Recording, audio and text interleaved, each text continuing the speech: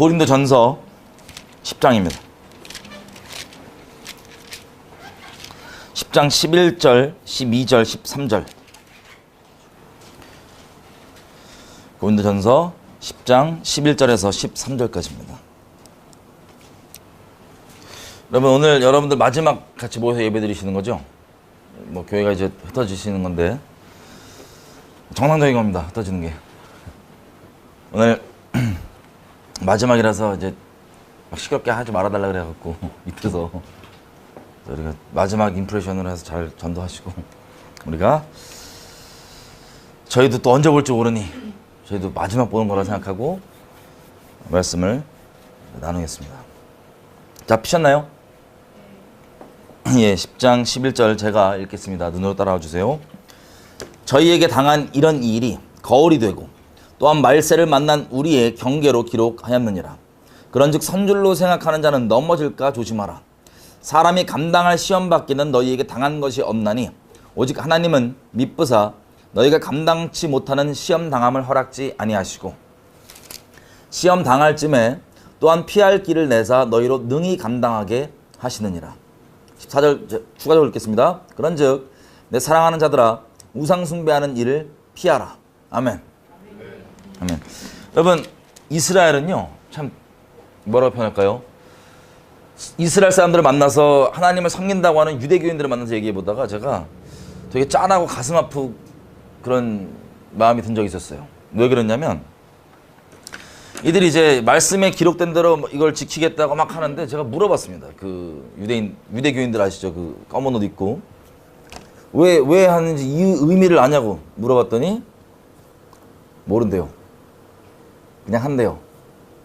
그러면서 추가적으로 덧붙이는 말이 자기네들은, 우리 민족은, 그러니까 유대인은 이걸 그냥 행하려고 부르심 받았다는 거예요. 이유는 솔직히 잘 모르겠대요. 그 얘기 듣는데 되게 짠하더라고요.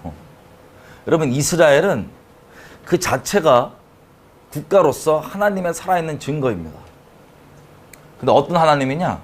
우리가 마음속에 만들어 놓은 하나님은 이럴 거야, 나에게 이렇게 잘해줄 거야, 뭐 인본주의 우리가 여지껏 집회 가운데 얘기했었는데 이런 식으로 좋은, 이런 내가 만든 하나님이 아니고 실제 거룩하시고 공의로우시고 오래 참으시며, 오래 참으시더라도 반드시 그 죄에 대해 보응하시며 그래도 자비를 놓지 않으시는 어떠한 하나님이신지가 이스라엘을 통해서 그대로 나타나는 게 바로 이스라엘의 역사입니다. 그래서 이스라엘 택함 받은 거예요. 그걸 알고 있는 입장에서 그런 얘기를 들으니까 너무 짠하더라고요. 여러분, 우리가 이스라엘의 역사를 간략하게 한번 돌아가 보겠습니다. 먼저 어디부터 시작하냐면 노아 때부터 한번 시작해 볼게요. 이스라엘이 생기기 전. 여러분, 노아 때는요 인류 역사 몇 명 살았을지 모릅니다, 우리가. 하지만 하나님은 존재가 거룩하셔서 잠깐 거룩을 포기하실 수가 있는 분이 아니라 그냥 존재 자체가 거룩이십니다. 거룩이라고 하면 죄와 섞일 수가 없다는 거예요. 여러분, 빛과 어둠이 섞일 수가 있어요, 없어요? 존재상 불가능합니다. 어둠을 만나면 그냥 즉사예요. 이게 하나님이십니다. 죄를 보면 그냥 돌출하시는 거예요. 시편 7편에 보면 뭐라고 얘기하냐면 날마다 분노하시는 하나님이라고 되어 있어요. 칼을 가시면서 죽일 무기를 준비해서 죄를 보면 회개치 않는 자들에게 간다고 하는, 제가 지어낸 얘기처럼 눈이 이상하신데 가볼게요. 시편 7편 10절. 나의 방패는 마음이 정직한 자를 구원하시는 하나님께 있도다.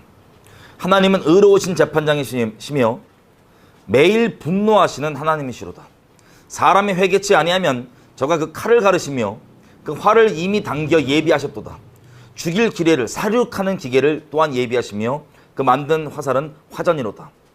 악인이 죄악을 해산하며 자네를 잉태하여 괴우를 낳았도다. 자, 이런 식으로 하나님께서 날마다 뭐에 대해? 죄와 악에 대해서 진노하시는 하나님이십니다.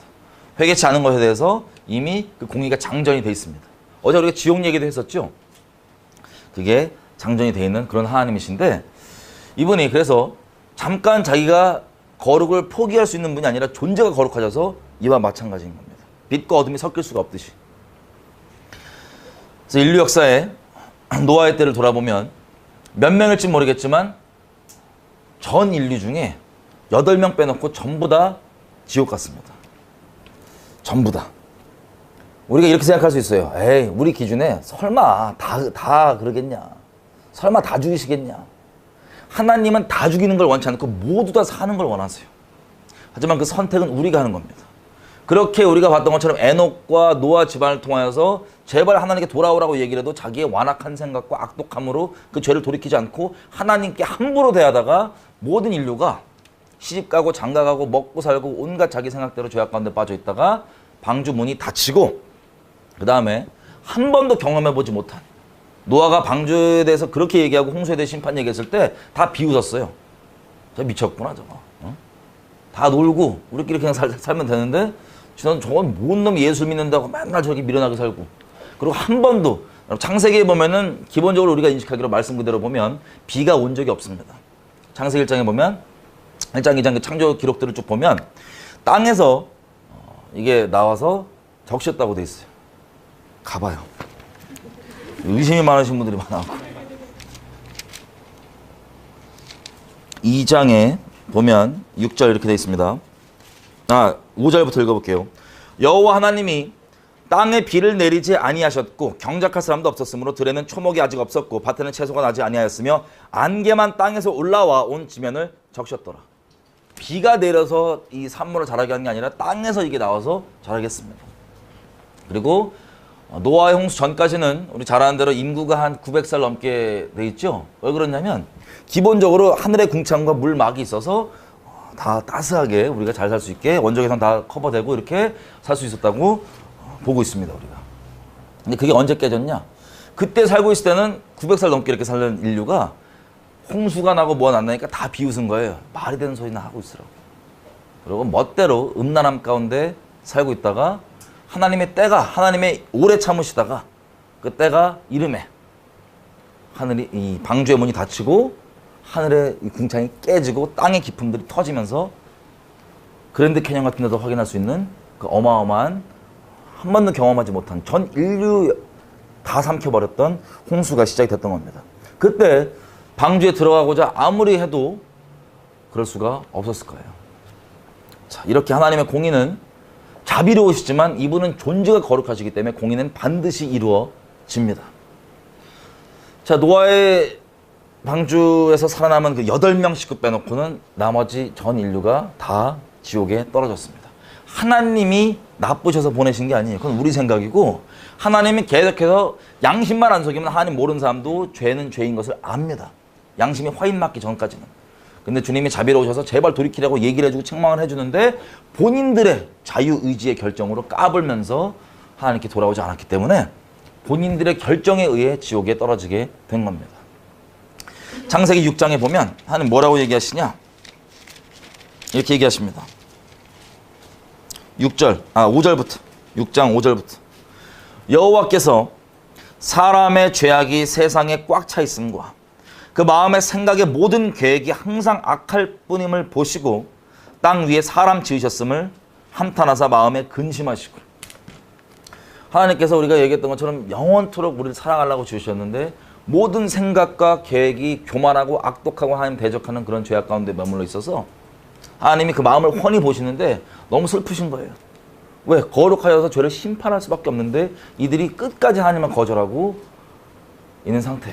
죄악이 관영해서 심판을 쏟을 수밖에 없는 그 상태에 하나님의 마음이 너무 아프시고 슬프셨던 겁니다. 자, 이렇게 우리 전 세대 인류 역사가 쓸렸어요. 그래서 다 물에 잠기고 우리가 지금 살고 있는 이 땅의 이 세대가 노아 8식구로 시작이 된 겁니다. 자, 이 8식구가 다시 생육하고 번성하면서 많은 사람들이 생기는데 바로 뭘 하냐? 여러분, 노아가 아라랏산에서 방주가 정착이 된 후에 처음 나와서 주님이 주셨던 약속이 뭐냐면 무지개예요. 왜냐면 무지개를 주면서 주셨던 약속이 이겁니다. 내가 다시는 모든 인류를 물로는 심판하지 않으리라. 물로는. 물을 다 쏟아서 심판하진 않으리라.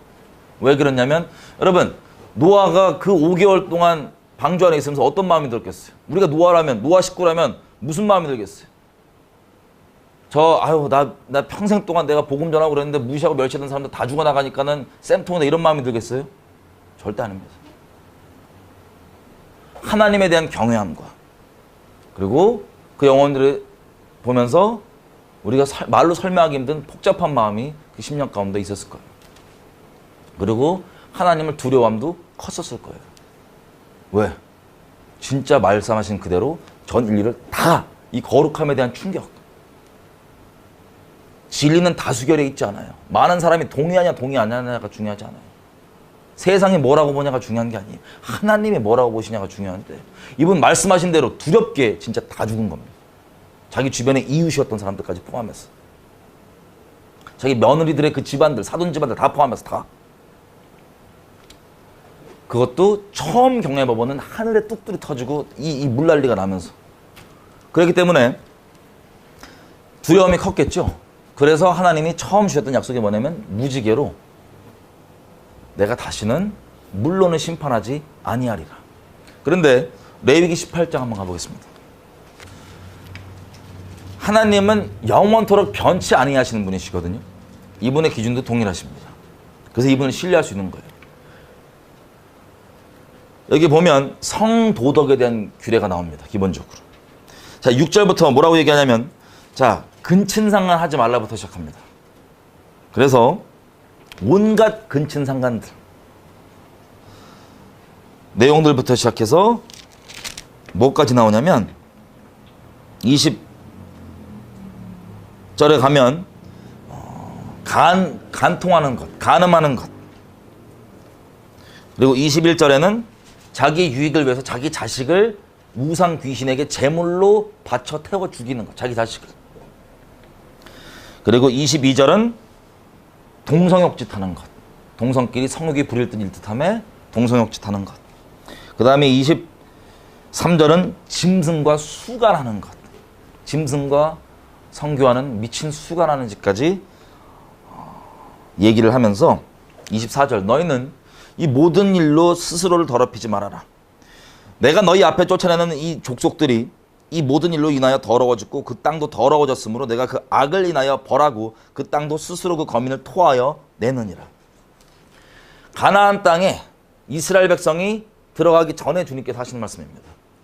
이스라엘은 가나안 땅, 가나안에 살고 있던 가나안 족속들에 대한 심판의 통로였어요. 애건 어른이건 하나도 남기지 말고 다 죽이라고 명했던 그 대상이 누구였냐면 여기 이게 문화의 모양으로 무슨 모양으로 당연한 것으로 여겨지는 그 족속들이었습니다. 이래서 하나님께서 쫓아내고 멸망하신다고 얘기를 한 거예요. 그럼 노아의 심판에 있었던 그 전 인류는 어땠을까요? 그 모양이 궁금하시죠? 지금 여러분들이 살고 있는 시대를 보면 됩니다. 여러분 전 세계적으로 요즘 보면 급격히 늘은 것 중에 하나가 뭐냐면 문신이에요. 단적인 예를 몇 개 말씀드릴게요. 전 세계적으로 급격히 늘은 게 문신입니다. 그 문신은 어떤 식으로 이제 시작이 되는 거냐면 혹시 문신 있으신 분 괜찮아요? 이제 안 그러실 거니까. 사람은요 하나님을 찬송하기 위해 지원받았습니다. 하나님은 어떠한 분이신지를 날마다 살아있는 관계 가운데 경험해가며 이건 이런 분이시구나 그러면 막 찬양하는 이게 우리의 평생이에요. 그런데 하나님을 찬송하지 않고 있으면 그냥 아무것도 안 하고 있는 게 아니에요. 반드시 무언가를 찬송하게 돼 있습니다. 우리는 찬송하는 존재로 지음받았기 때문에. 근데 그 하나님 자리에 다른 게 들어있으면 각자 그게 다 달라요. 어떤 사람은 외모, 쾌락, 돈 등등등 이것들을 추구하는데 인생에 그걸 왜 추구하냐? 돈에 미쳐있는 사람 한번 예를 들어볼게요. 그 사람이 돈을 그렇게 어떻게든 돈을 막 벌려고 막 미쳐있는데 그 사람이 남을 위해서 그래요? 아니면 자기를 위해서 그래요? 자기를 위해서 그러죠?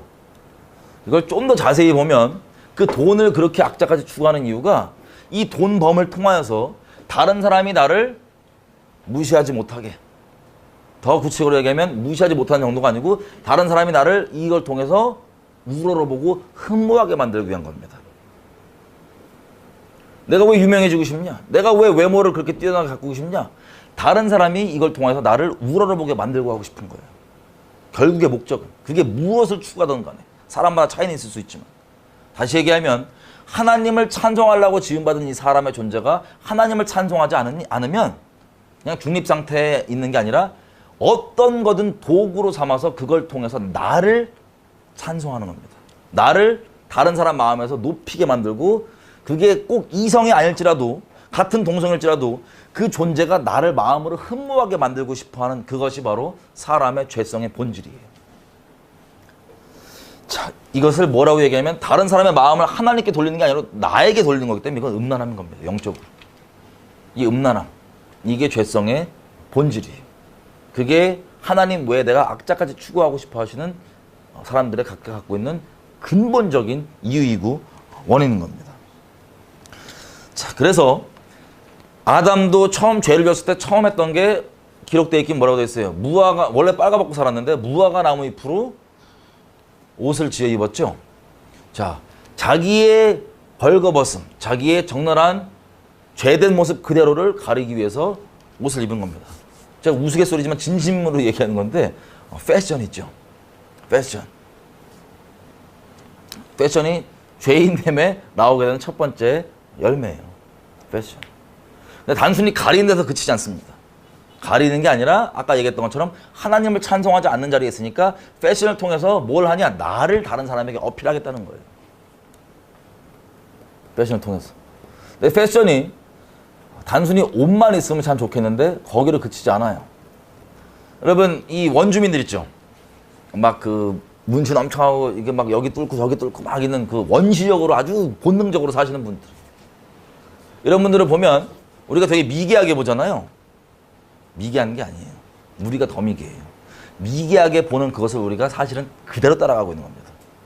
그들은 왜 그렇게 피어싱 막 하고 막 저거 피어싱을 막 뚫고 문신 쫙 하는지 아세요? 자기를 어필하는 거예요. 난 건들면 너 죽어. 우리가 패션 혹은 다른 것들로 어필하고자 하는 말을 그들은 끝까지 추구해 놓은 상태고 미개한 게 아니에요. 이 인류 전체가 그걸 따라가는 겁니다.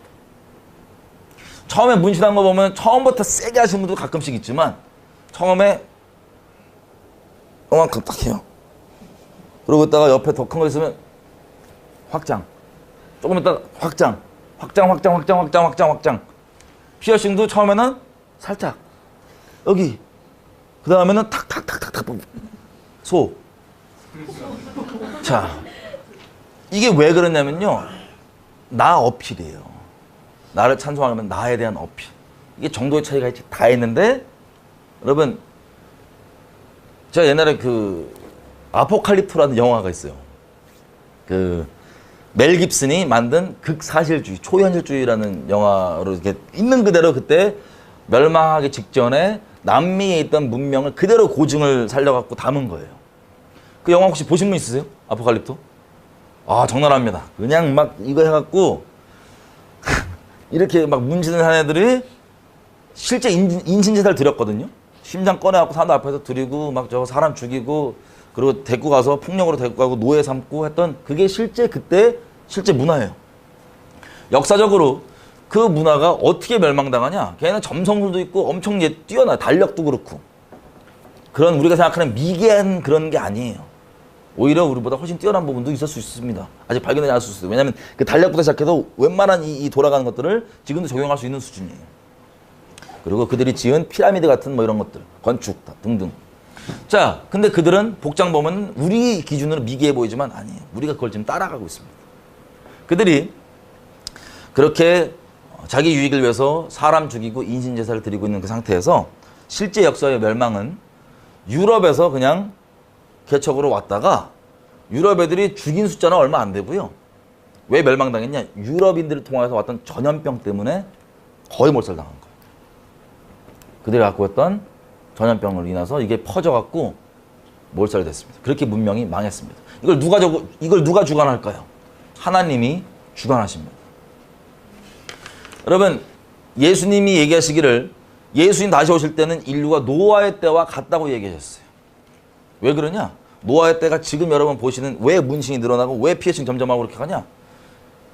그걸 추구하는 노아의 때. 그게 충만했던 전 세계적으로 노아의 때가 지금과 마찬가지이기 때문이에요. 어떤 상태냐? 심판받는. 존재적으로도 음란하고 실제 육체적으로도 음란한. 이 레위기 18장에 봤던 이 내용들이 아마도 드러나지 않았을 수는 있지만 심판받는 그 문화와 이것을 보면 아마 만연할 거예요. 왜? 하나님의 기준이 동일하시기 때문에. 그렇게 심판을 받았던 그 인류가 슬프게도 하나님께서 약속했던 건 뭐냐면 무지개 있죠. 이걸로 다시는 궁창을 터뜨려서 물로 심판하지 않을 거라고 안심을 준 거예요. 그 두려워하고 있던 노아의 식구들에게.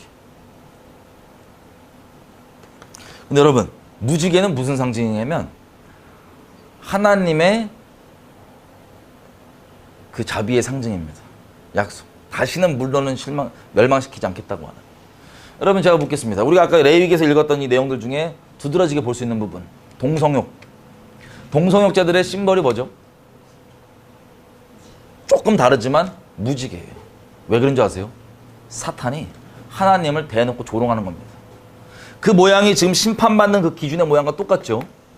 전 인류에 지금 충만합니다. 뭐라고 얘기하면 하나님께 이 사탄이 죽으려고 감히 네가 당신이 심판 안 한다며 이걸로. 약속이라며. 라고 얘기했던 걸로 조롱하면서 하나님의 진노를 이렇게 쌓고 있는 겁니다. 전 세계적으로. 그때가 지금 우리가 살고 있는 노아의 때와 같은 거예요. 하나님의 심판은 전 세계적입니다.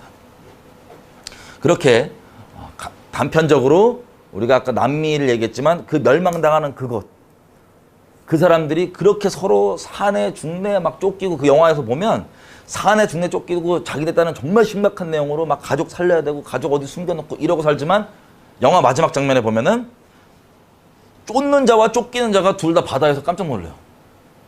왜 놀라냐?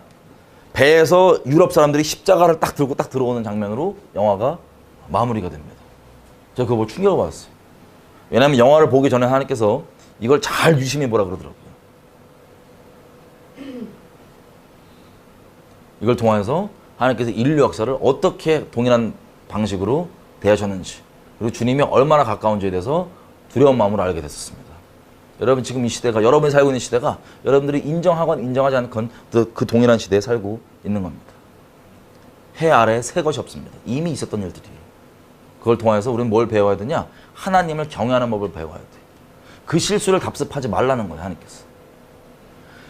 이렇게 노아의 방주 이후에 시작됐던 이 8명의 식구로서 이 인류, 우리가 살고 있는 인류가 처음부터 어떤 일을 했냐? 바벨탑을 모여서 쌓기 시작했습니다.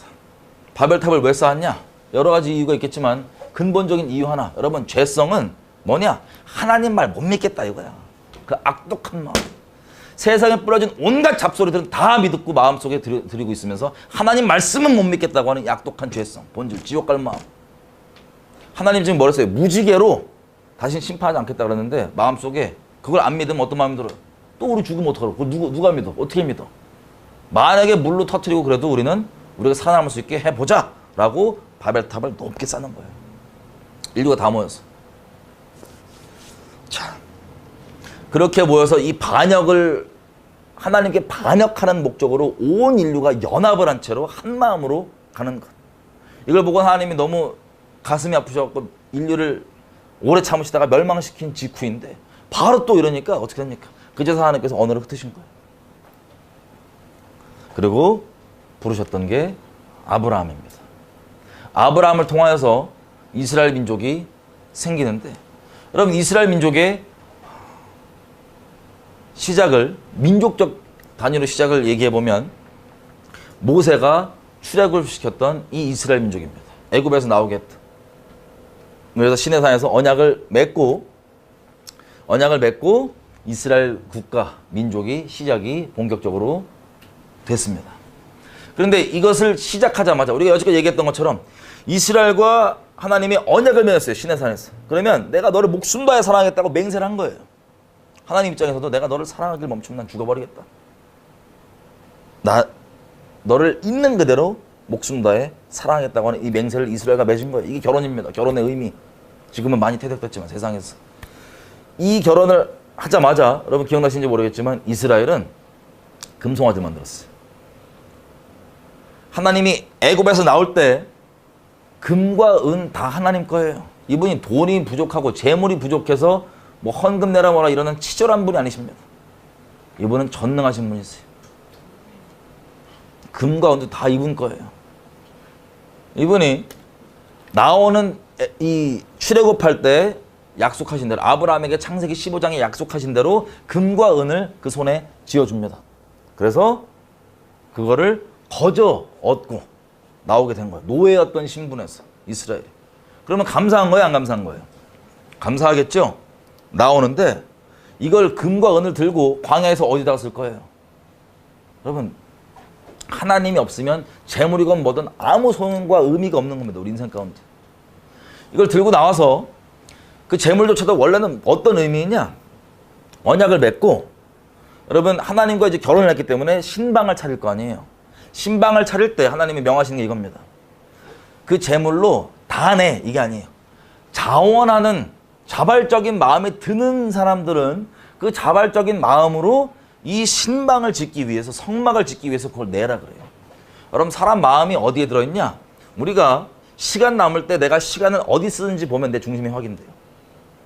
내가 재정이 있을 때 그 재정을 어디다가 쓰는지 보면 내 중심이 확인돼요.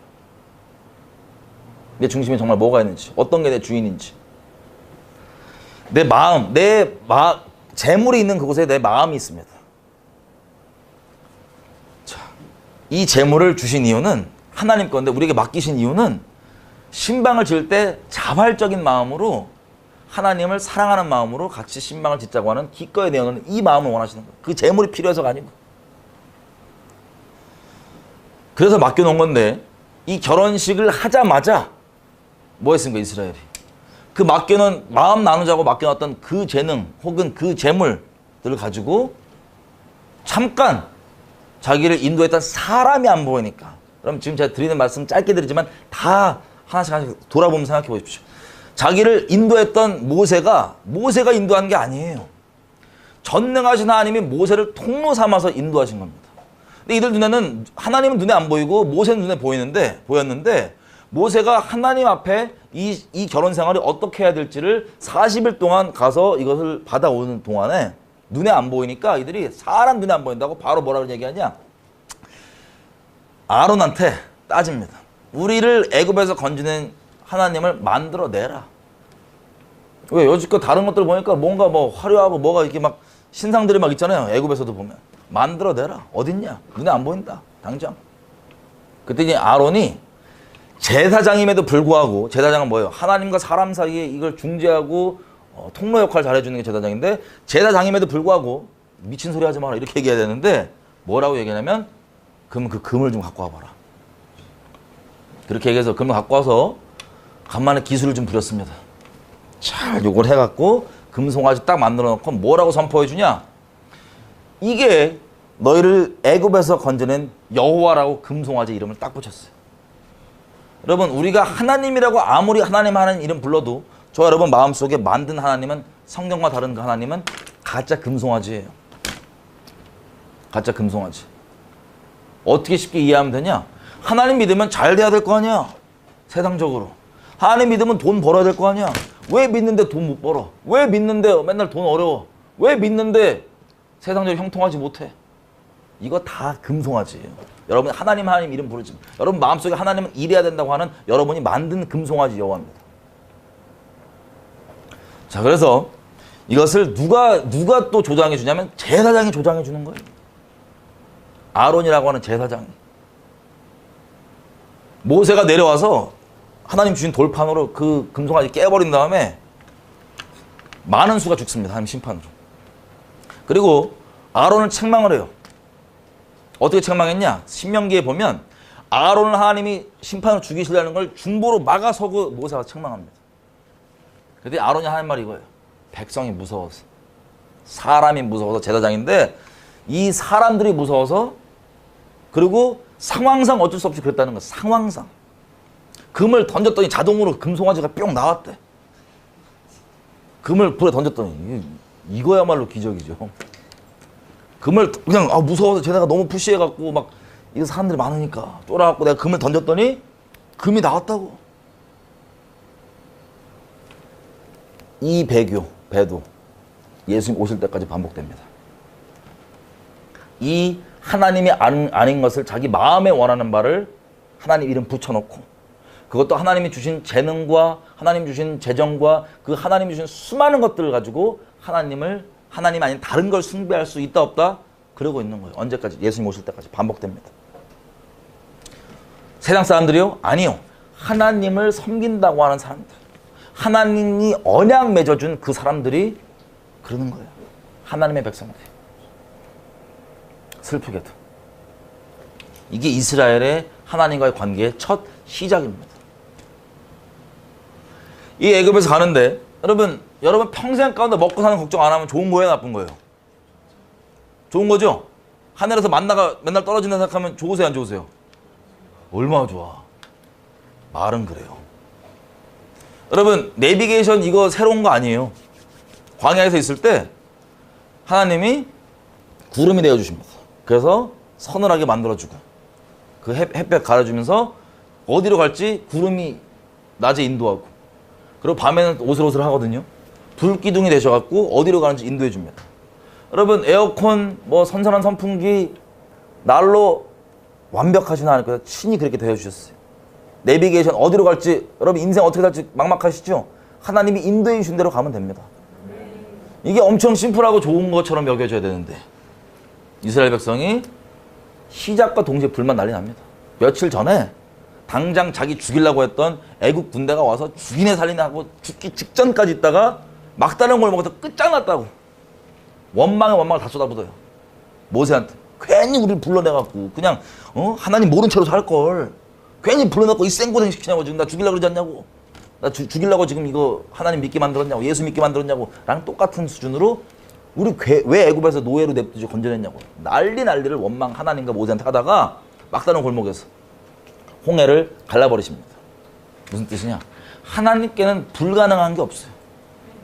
우리 생각 안 될 것 같아. 그건 우리 생각이고요. 알량한 하나님께 불가능함이 없습니다. 그래서 홍해의 길을 내시고 건넜어요. 여러분 이 죽기 직전 상태에서 클라이맥스예요. 영어로 따지면 죽기 직전인데 와 완전 기적으로 어떻게 길이 열려서 그것을 통과하고 나를 따라오던 그 원수들은 그 물에 따라오다가 다 눈앞에서 죽습니다. 그럼 이거보다 신나는 역전 드라마가 없겠죠.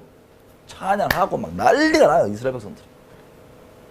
그 내비게이션으로 딱 진행을 가는데 이 기쁜 마음으로 가는데 불과 며칠 안 돼서 목마르다 이거야. 목마르다고. 물. 고기가 단백질 필요하다고. 단백질. 고기. 내 애굽에는 종이었지만 애굽에서는 부추도 땡기고 막 마늘도 먹고 막 엄청 맛있는 거 많았는데 지금 뭐냐 이거야. 그리고 하나님께 대한 반역이 어느 정도냐, 모세를 돌로 쳐 죽이려고 하는 게 한두 번이 아니에요. 그 기적 한가운데 있으면서도 하나님의 돌보심과 자비하심 한가운데 있으면서도 모세를 잡아 감사하는 게 아니고 모세를 잡아 쳐 죽이려고 했던 게 한두 번이 아니에요. 그래서 하나님이 이 가나안 땅 있죠. 약속했던 젖과 꿀이 흐르는 가나안 땅. 이 사람들이 젖과 꿀이 흐르는 땅에 들어간다고 하니까는 그 앞에 딱 서서 정탐꾼을 보냅니다. 갔다 왔더니 포도가 막 사이즈가 이러고 진짜 젖과 꿀이 흐르는 땅이 맞아. 내가 보니까 그 땅에 이미 살고 있는 거주민들이 막 떡대가 이렇고 성벽도 이렇게 높고 그러니까는 여지껏 자기를 인도해줬던 애굽을 멸망시키고 눈앞에서 인도했던 하나님의 능력을 온데간데 없고 원망을 이렇게 쭉 당겨요. 여호와께서 우리를 죽이려고 불렀다 이거야. 애굽에 내버려두지 죽이려고 불렀다. 울고 불고 가족들 다 시켜갖고 하나님 앞에 들으라고 울고 불고 땡깡을 부리는 거. 여러분 하나님이 이런 거 보면 마음 어떻겠어요? 그냥 울고 불고 땡깡을 부리는 거. 그 10가지 기적 체험하고 홍해 건너고 다 왔는데도 그래서 하나님이 몇 번이나 거룩하시고 공의로우신 분이시기 때문에 멸망시키려고 했던 걸 모세가 몇 번이나 하나님 앞에 저 대신 죽여달라고 막아섭니다. 근데 이스라엘 백성은 그 모세를 어떻게 대하는 줄 알아요? 너 때문이라고. 저 빨리 물 안 갖고 와? 물 안 갖고 와? 이게 감사하게도 예수님으로 예표되는 예수님의 영에 붙잡혀 있었던 수많은 하나님의 사람들이 인류와 반역하는 인류와 소위 하나님을 믿는다고 하는 이 사람들을 대해줬던 하나님 자비의 통로였어요. 자기를 죽이려 하는 사람들에게. 자, 그렇게 이따가 하나님께서 진노하셔서 그러면 멸망은 안 시킬 테니 정탐 있던 40일 동안 40년 뺑뺑이 돌 거다 라고 40년 뺑뺑이가 시작됩니다. 그때 동안 하나님이 가르쳐주고 싶었던 게 뭐냐? 적과 꿀이 흐르는 땅에 들어가는 것도 중요한 게 아니고 이게 중요한 거예요. 신명기 8장. 사람이, 제가 말씀드릴게요. 광야에 너희가 왜 40년 동안 이렇게 돌아다녔냐? 사람이 먹고 사는 걸로 인해서 그걸 위해 사는 존재가 아니고 여호와 입에서 나오는 모든 말씀으로 사는 이 본질을, 우리가 어제 집회까지 얘기했던 이 본질을 알게 해주시려고. 비록 그 약속의 땅에 안 들어간다 할지라도 그게 중요한 거니까. 그러면 내 몸이 편하고 먹을 게 충족되어 있는 적과 꿀이 흐르는 땅에 들어가도 하나님의 음성을 청종하지 않는, 그 순종하지 않는 자리에 있으면 그거는 우리에게 저주예요. 그러면 아무리 세상에서 여러분들이 부러워하는 돈 많고 뭐 다 있어 보이는 사람들, 막상 하나님 모르는 사람이면 그 사람이 가까이 보면 비참합니다. 비참합니다. 그 비참한 쳇바퀴를 사람들이 따라가는 거예요. 저도 어릴 적에 제가 외국에 있었잖아요. 돈 많은 분들이 많았어요. 집안에 돈이 엄청 많은 분들. 어렸을 때 저는 외국에서 공부를 했는데, 근데 어마어마하게 많은 집안들 보면은 주변에서 다 부러워요, 그 사람을.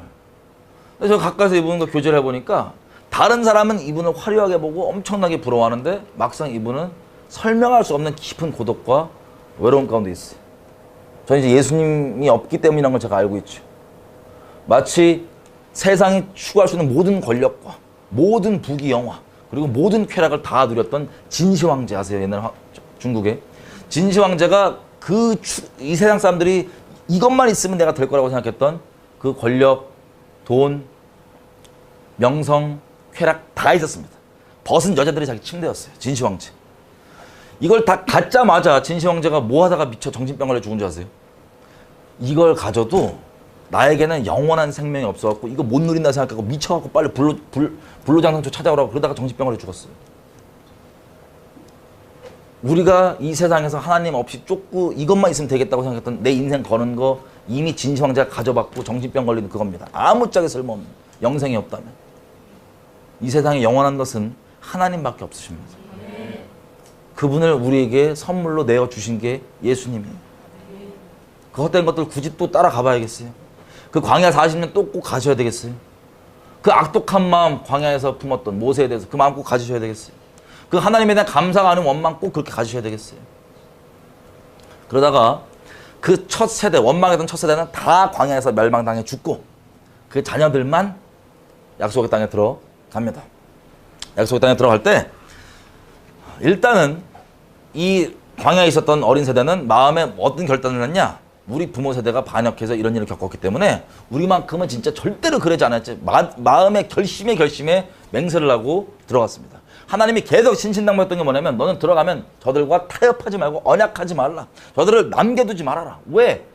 적은 누룩이 온덩이에 퍼진다고. 우리는 죄인이기 때문에 좋은 말에 귀 기울이기보다는 나쁜 말하면 휙 믿어버리죠. 마찬가지예요. 그 우상들을 내버려 두면 네가 타협하면 네가 그것을 섬기게 되고 거기에 붙잡히게 된다. 하나님이 그것을 염려하시면 그건 우리가 난 안 그래. 그건 교만이에요. 교만. 하나님이 그럴까 봐 염려하시면 하나님의 말씀을 순복해야 되는 겁니다. 그렇게 쳐들어가서 굳은 마음으로 들어가서 다 쳐들어가서 이깁니다. 여호수아 때. 그 다음에 나머지 잔 지역에 남아있는 이것들을 각각 지파가 처리를 하라고 맡겨놓는데 그때부터 인본적으로는 합리적으로 보이는 생각들로 인하여서 이것들을 내버려 둡니다. 뭘 다 쓸어버리냐. 종으로 써먹으면 되는 거 아니냐. 물 길러오게 하면 되는 거 아니냐. 나무 길러오게 하면 되는 거 아니냐. 굳이 꼭 죽일 필요가 있냐. 하나님 말씀에 마치 하와가 이거 먹으면 과연 죽을까? 죽지는 않아. 오히려 우리에게 더 좋게 되라고 했던 이 거짓말 똑같이 반복해서 받아들이는 거예요. 그래서 합리적으로 쓰면 되지. 뭔 무식하게 또 다 죽여. 극단적으로. 무식하게. 이 누룩으로 구약 전체에서 넘어지고 자빠지고 그 누룩 때문에 회개하고 심판받고 난리치는 게 그것 때문입니다. 그 이후에도 나오는 사사기. 자식에게 분명히 신명기에 보면은 우리가 먼저 하나님을 목숨 다해 사랑하고 이것을 우리 마음판에 새겨서 우리 주변 특별히 자녀들에게도 앉을 때건 설 때건 종교 있죠. 이건 이렇게 해야 돼 저렇게 해야 돼 이런 수준이 아니라 하나님을 사랑하는 마음을 그렇게 가르치라고 마음에 새기고 가르치라고 얘기했더니 그걸 안 했나 봐요. 그래서 바로 다음 세대 되니까 자녀들이 완전 깡그리 하나님 잊어버려요. 그리고는 하나님을 섬긴다고 하는 껍데기, 우리 지금 마치 모태신앙처럼 껍데기는 남아갖고 완전 우상숭배 짓을 그대로 하나님 이름으로 합니다. 그게 사사기. 그 다음 이방에서 얘기하는 것처럼 우리가 또 전쟁도 치르고 귀찮게 언제 다 하냐, 남은 족속도 어떻게 처리하냐, 귀찮게 또 쳐들어오면 또 우리가 언제 맨날 모여갖고 막 지도자 세워갖고 맨날 싸우냐. 그냥 이방이 그러는 것처럼 쟤네 보니까 편리해 보이지 않냐. 한 명 딱 세워서 그냥 거기 우리 종으로 살고 걔한테 다 맡겨버려. 왕 세우자 라고 왕정으로 갔던 이스라엘. 그 첫 번째 왕 사울, 하나님이 직접 택하시고 하나님이 기름 부으시고 하나님 은사까지 주셨던 충만한 기름 부으셨던 이 왕 어떻게 됩니까? 처음엔 겸손하기 시작했으나 사람들이 자기를 좀 우러러봐주고 좋아해 주니까 하나님조차도 자기의 명성을 유지하기 위한 도구로 삼아갖고 하나님의 명령을 자기 멋대로 막 대하면서 하나님이 몇 번이나 책망을 해줘도 마음에 어떻게 얘기하냐면 알았으니까 회개했다 치고 나 쪽팔리지 않게 가서 좀 예배 좀 드려주고 내 얼굴 좀 세워달라고. 이런 식으로 하나님이 아닌 다른 것들을 대놓고 자기가 무슨 잘못인지 인식을 한 채로도 돌이키지 않고 갔던 이 사울. 비참하게 귀신 들려서 살다가 하나님께 버림받고 죽습니다. 자살로 죽습니다. 그 다음 다윗. 다윗이 이것을 이어가는데 다윗이 하나님 앞에 합한 자, 마음의 합한 자로서 잘 정착을 하고 다윗의 아들에게 이것을 계승이 됩니다. 하나님께서 하나님께 온전히 있을 때 이방으로 하여금 다 순복하게 만들고 여기에서 모든 것들이 나오는 건데 권위와 권세와 능력과 이게 하나님께 나오는 건데 솔로몬이 가장 영화로웠던 그 이스라엘을 물려받고 곳곳에서 하나님이 주신 영화로 인하여 마치 에스겔서 16장에 나와 있던 것처럼 하나님께서 입혀주신 장식과 이것들을 인하여서 제가 스스로 높은 마음 갖고 있다가 주변 이웃들 왕국과도 어떻게 관계를 맺냐. 인간적으로 인본적으로 그냥 결혼을 계속 해갖고 결혼으로 동맹을 맺으면 뭘 못하지 않고 이것들이 유지되지 않을까 하는 마음으로 우상 숭배하는 수많은 여인들을 아내를 천명 삼습니다. 그래서 하나님이 직접 지혜까지 주셨던 그 1000번째 솔로몬, 다윗의 친아들, 하나님 택한 자, 어릴 적부터 이름이 여디디아라고 해서 하나님이 내가 사랑하는 자라고 불렀던 그 사랑하는 자 솔로몬이 배교해가지고 그 지혜들로 인하여 배교해가지고 감람산 전체가 완전 우상 천지였어요. 그냥 우상 덩어리. 그로 인해 이미 이스라엘은 부족으로 나눠 있었던 그런 게 아니라 왕에게 다 권위를 실어주는 왕이 이스라엘 전체의 뜻을 대표할 수 있는 그 체제로 갔기 때문에 왕의 행동이 이스라엘 전체 행동이에요. 이스라엘 전체의 뜻이에요. 마치 지금 우리나라도 따지면 대통령이 해외 가서 무슨 발언하면 그 발언을 들은 그 외국은 대한민국의 뜻을 들은 거예요. 개개인적으로 각자 의견이 다르다 그건 둘째 문제고 대한민국의 뜻을 들은 것처럼 마찬가지입니다. 왕정이 돼서 이 왕의 행동이 뭐 그건데 아예 대놓고 우상 숭배를 막혀버린 거예요. 그래서 이스라엘은 심판받고 반으로 갈라집니다. 남과 북으로. 이스라엘이 남유다가 잘나서가 아니고 다윗 하나에게 하신 그 약속 때문에 주님이 신실하셨어요. 약속에. 남유다로 하여금 하나님의 그 언약들을 이어갈 수 있도록 자비를 베풀어 주십니다. 그럼에도 불구하고 이 북이스라엘은 하나님이 어떻게 갈라졌냐면 처음에 솔로몬의 범죄함 때문에 여로보암이라는 사람에게 와서 내가 이거를 나눠서 너에게 줄 거다. 네가 나를 잘 섬겨라라고 얘기했는데 그 얘기는 아멘이에요. 자기 왕 삼아 준다고 하니까. 갈라지자마자 혹시 예루살렘에서 예배를 드린다고 돼 있으니까 혹시 내 백성 북이스라엘 백성들이 가서 예루살렘에 예배 드리다가 또 통일되면은 내 왕자리가 사라지잖아요. 마치 사울이 그랬던 것처럼. 하나님의 말씀도 모두 다 자기를 위한 자기가 추구하는 우상을 위한 썩어 없을 것을 위한 그냥 부적에 불과해요. 부적에 불과해요. 동네 잡신이 내 소원 이뤄주면 되는. 그래서 금송아지를 2군데 세팅을 합니다. 국경 끝 처음. 그래서 뭐라고 얘기하면 원래 정하신 제사장도 아니고 그냥 아무나 붙잡아가지고 제사장 삼아버리고 이 금송아지를 다시 제사 드리게 합니다. 여호와 이름을 가지고. 계속 반복돼요. 역사가. 이유가 뭐냐? 혹시 저희 가서 예배드리다가 통일이라도 되면 이 언약 안에서 통일이라도 되면 자기 왕자리가 사라지니까. 이렇게 북이스라엘이 시작되고 하나님이 이 진노를 계속 쌓는 이스라엘을 솔로몬 때부터 계속 점점점 쌓아질 거 아니에요? 선지자를 보내서 그냥 심판하지 않아요. 몇백 년을 계속해서 제발 돌아오라고 책망하시고 얘기하십니다. 호세아서 보십시오. 남편을 두고 온갖 남자들과 간음하면서 애비가 누구지 모르는 자식들을 막 낳으면서 키우는 그 호세아. 자기 아내가 그렇게 살았던 건 호세아 아내가. 그러면서도 나중에는 아예 이 호세아 아내가 누구도 거들떠보지 않는 성전 창녀로 팔려갔을 걸로 추정됩니다. 그 음란을 누리고 남편 멸시하고 낄낄대면서 자식도 막 싸질러 놓고 애비를 모르는. 그랬더니 하나님 뭐라고 얘기합니까? 호세아한테. 저는 이걸 전재산으로 봐요. 네가 가진 요거 가지고 가서 너의 아내를 그 종대 입고 팔려있는 아내를 사와라. 너를 멸시하고 무시하고 그렇게 가늠하고 낄낄대고 자식도 애비 모르는 날 나왔던 그 아내를 너의 전재산을 두고 사와라. 그리고는 알아듣고 받아들일 때까지 사랑한다고 계속 고백하라. 이게 호세아에 대한 명령이었어요. 가서 호세아가 그거를 순종합니다. 하나님 마음에 두기 싫어서 온갖 잡다한 것들 갖고 그렇게 하나님을 멸시하고 모독하고 떠나갔던 이 아내에게, 고멜에게 호세아 가서 그렇게 얘기할 때 어떤 마음이 부어질까요? 자기 그렇게 배신하고 떠나가는데 결혼하자마자 상상이 어려운 심령의 난도질, 그 위에 그 호세아의 마음, 이게 정리가 되자마자 하나님이 호세아에게 얘기합니다. 이게 이스라엘을 향한 내 마음이다. 너 이제 내 마음 알겠니? 너희가 나 떠나서 버리고 그 잡다한 걸 섬긴다고 하는 그 마음, 어떤 마음인지 알겠니? 북이스라엘 이렇게 하나님 사랑하셨지만 결국에 돌이키지 아니하고 성경에 기록되어 있는 그 말씀대로 박살나서 흩어집니다. 여러분 레위기서 가보겠습니다. 26장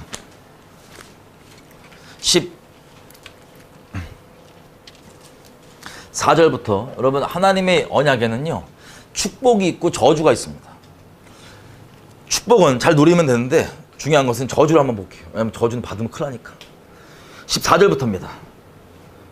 15절 끝에 부분에 보면 너희가 나의 언약을 배반할진대.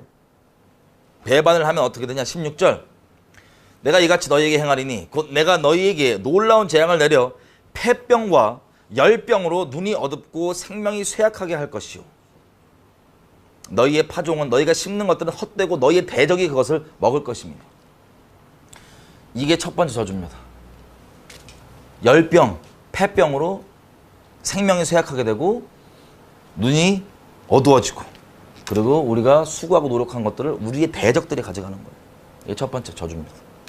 그 다음 이어서 같이 이게 맞물려진 게 뭐냐면 17절 내가 너희를 치는 것인데 너희가 너희 대적에게 패할 것이고 너희를 미워하는 자가 너희를 다스릴 것이며 너희를 쫓는 자가 없어도 도망하리라. 너희의 지도자가 너희를 사랑하거나 아끼고 너희를 위하는 지도자가 아니고 너희를 오히려 아예 미워하는 너에게 멸망을 전해주는 멸망을 전해주는 그런 지도자가 너희의 지도자가 될 것이다. 이게 심판이에요. 저주. 그럼에도 불구하고 18절 내용이 뭐냐면 그래도 불구하고 너희가 이제라도 내게 돌이키지 않고 회개하지 않으면 내 언약으로 돌아오지 않으면 19절 내가 너희 세력의 교만을 인하여서 교만을 꺾고 너희 하늘로 철과 같게 하며 너희 땅으로 놋과 같게 하리니 하늘과 땅을 막아버리겠다는 거예요. 여기에 여러분 신명기 28장은 이 똑같은 레위기에 있는 저주를 좀 더 자세하게 풀어서 얘기합니다. 신명기 28장 23절 24절을 잠깐 얘기를 하면 이렇게 돼 있어요. 신명기 28장 23절 24절 너희의 머리 위에 하늘은 놋이 되고 너희 아래 땅은 철이 될 것이며 아까 읽었던 부분이죠. 그 다음 이어서 24절 여호와께서 비 대신에 티끌과 모래를 너의 땅에 내리시리니 그것들이 하늘에서 너희 위에 내려 필경 너를 멸하리라. 여러분 티끌이 뭔지 아세요? 티끌과 모래. 티끌이 뭐예요? 미세먼지입니다. 작은 끌, 작은 먼지. 자, 이런 것들이 쭉 나오고 지도자는 너희를 미워한다. 그리고 신명기 28장 43절 보면 이렇게 됐어요. 너희 중에 우거하는 이방인은 점점 높아져서 너희 위에 뛰어나고 너는 점점 낮아질 것입니다. 자국민이 아니라 다른 이방인들이 우리 위에 훨씬 더 나은 상태로 점점점 올라간다. 왜? 그 백성을 미워하는 지도자가 그렇게 하는 거예요. 이렇게 레위기 26장 14절부터 17절까지가 맞물려 돌아가는 첫 번째 큰 저주입니다. 하나님의 언약을 배신했기 때문에 나온. 둘째, 그래도 회개하지 않으면 아까 얘기했던 것처럼 하늘과 땅이 막히고 20절 너희의 수고가 헛될지라 그 땅은 그 산물을 내지 아니하고 땅의 나무는 그 열매를 맺지 아니하리라. 이거 쉽게 얘기하면 뭐예요?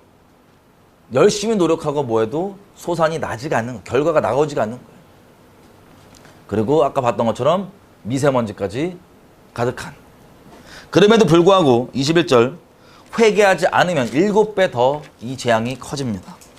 그래서 22절 너희의 숫자가 확 준다. 너희의 숫자가 급격히 감소하게 된다. 짐승을 통하여서 너희의 숫자가 급격히 감소하게 된다. 그리고 22절 끝에 보면 뭐라고 되어 있어요? 너희의 도로가 황폐하리라. 길들이 황폐해지고 뭐라고 얘기할까요? 교통이 안 되는 거예요. 도로가 황폐해지는 거예요. 수송도 물자 수송도 안 되는 거겠죠. 쉽게 얘기하면 이게 어려워지고 동물의 너희를 다 숫자를 급격히 감소시킨다. 23절 그런 지경에 있어서 너희가 내게 돌아오지 않고 이 배교한 것 배도한 것 언약을 저버린 것을 돌이키지 않는다면 24절부터 5절부터 쭉 보면 5절부터 6절까지 얼마나 경제적으로 어려운 상태 가운데 있게 되냐. 한 부엌에서 10가정이 겨우 먹을 수 있게 되는 거예요. 한 부엌에서 10가정이 겨우 한 부엌에서 먹게 되는 이 경제적으로 최악의 상황으로 가게 되는 겁니다. 경제 파탄. 그럼에도 불구하고 27절 너희가 내게 청종치 않고 내게 대항할진대. 28절 내가 진노로 너희를 대항하되 7배 더 때리는데. 29절 너희가 아들의 고기를 먹고 딸의 고기를 먹을 것이고. 자식을 잡아먹는 끔찍한 불상사가 그 다음 심판입니다. 그리고 30절 내가 너희의 산당을 헐며 너희의 태양 주상을 찍어 넘기며 태양 우상이에요. 개역 한글에는 히브리 원어로도 그렇습니다. 찍어 넘기며 너희 시체를 파괴한 그 우상 위에 던지고 내 마음이 너희를 싫어할 것이며. 31절 내가 너희의 도시들로 황폐하게 해버리고 너희의 성소들 예배당들로 황량하게 만들 것이고 예배당 너희의 예배를 내가 받지 않을 것이고. 32절 그 땅 자체가 완전히 황무하게 되어서 소산이 나지 않는 황무하게 되는 황폐하게 될 것이고. 33절 내가 너희를 열방 중에 흩을 것이요 내가 칼을 빼어 너희를 따르게 하리니 너희의 땅이 황무하며 너희의 도시가 황폐하리라. 이렇게 하나님께서 정해놓으신 저주대로 이스라엘은 겪게 됩니다. 그래서 북이스라엘도 먼저 이걸 겪는데 여러분 아시겠지만 이미 엘리사 선지자가 있었을 그 당시 때도 이 심판이 막 돌아간 때였어요. 그래서 자기 자식도 잡아먹고 성경에 기록되어 있는 대로 이것들을 다 겪으면서 구체적으로 자세히 기록이 안 됐어도 하나님 말씀은 그대로 이루어지기 때문에 이렇게 됐다는 것을 알죠. 우리가 그렇게 이걸 겪다가 맞으면 어떻게 됩니까? 아수르 제국이 쳐들어와서 엄청난 숫자가 죽고 남은 사람들은 나라 잃고 디아스포라로 정처 없이 난민처럼 떠돌게 되는 그 일이 북이스라엘에 먼저 벌어집니다. 남유다는 조금 더 남아있었어요. 남유다가 남아있을 때 하나님께서 선지자들을 보내셔서 계속 책망하시고 돌아오라고 얘기하시는 게 뭐냐. 너희가 지금 의로워서 북이스라엘보다 더 의롭고 괜찮기 때문에 너희가 지금 남아있는 게 아니고 다윗에게 하는 그 약속 때문에 지금 너희가 자비에 지금 기회가 조금 더 있는 것인데 사실은 너희가 너의 누나라고 할 수 있는 너의 자매라고 할 수 있는 북이스라엘보다 훨씬 내게 악독하다. 그리고 너는 스스로 내 앞에 이렇게 악독한 지경인데 하나님을 모르는 이방 민족을 보고 손가락질하면서 니네가 걔네보다 훨씬 낫다고 생각하고 찌찌거리고 앉았다. 하지만 그들보다 내 앞에는 너희가 훨씬 더 악독하다. 너희 자매 북이스라엘이 이 기록된 우리가 방금 읽었던 이 언약의 저주대로 된 것을 그대로 봤으면 이제라도 하나님 말씀을 경외하고 돌아와서 내게 돌아와야 될 텐데 그러지 않고 오히려 더 악독하게. 왜? 주변에 수많은 선지자들하고 하나님 말씀 받고 하나님 말씀 선포한다고 하는 그리고 선지자들 그리고 수많은 제사장들이 다 뭐라 하면 다 권력과 돈과 타락과 다 썩어 문드러져서 뭐라고 얘기하냐. 이 재앙 한가운데 당하고 있는 남유다를 보고 괜찮다. 다 잘 될 거야. 평안하다. 괜찮아질 거야. 회개가 없어도 하나님께 돌아감이 없어도 괜찮아질 거야. 이러고 앉아있는 겁니다. 사람의 죄성상 회개하라는 말이 더 끌려요? 아니면 괜찮다고 하는 인본적으로 긍정적인 말이 더 끌려요? 그 마귀의 말이. 진리는 다수결이 아닌데. 하나님이 예를 들어서 예레미야나 뭐 선지자를 보내도 야 다들 좋게 얘기했는데 왜 너만 그렇게 얘기하냐고. 하나님이 진짜 그러시면 왜 너한테만 얘기하냐고 그렇게. 진리는 다수결이 아닌데. 그렇게. 그리고 여호와의 성전이 여기 지금 있는데 여기 여호와 이름 달려있는데 우리가 예배 꼬박꼬박 다 드리고 있는데 설마 심판하시겠냐? 심판하면 누가 손해냐? 하나님이 쪽팔리시지.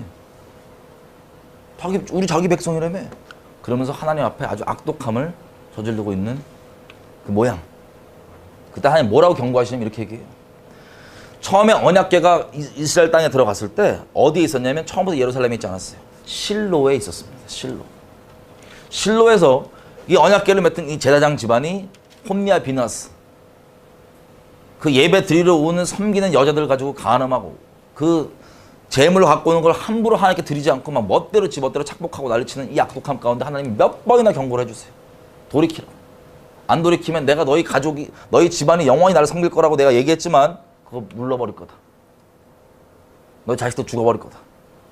그렇게 얘기를 하고 책망까지 해줘요. 너 에비, 엘리, 제사장 네가 어찌 네 자식보다 나를 더 하찮게 여기고 너희 자식을 더 소중히 여기서 그런 악독한 짓을 하고 있는데도 내버려 두냐.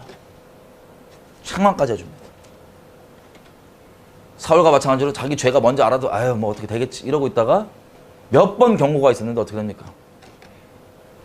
전쟁을 치러 나갔더니 그냥 부적처럼 하나님이 무슨 부적이에요.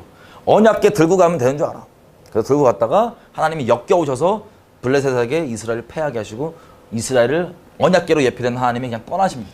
그때 실로가 쫄딱 망해요. 그 얘기를 듣고 있던 이스라엘의 대제사장이 자기 자식들 둘 다 죽은 소식 듣고 놀라가지고 목이 그대로 부러져 죽습니다. 이게 이스라엘의 대제사장이었어요. 이 비참한 꼴 기억하라고 얘기를 합니다. 남유다한테.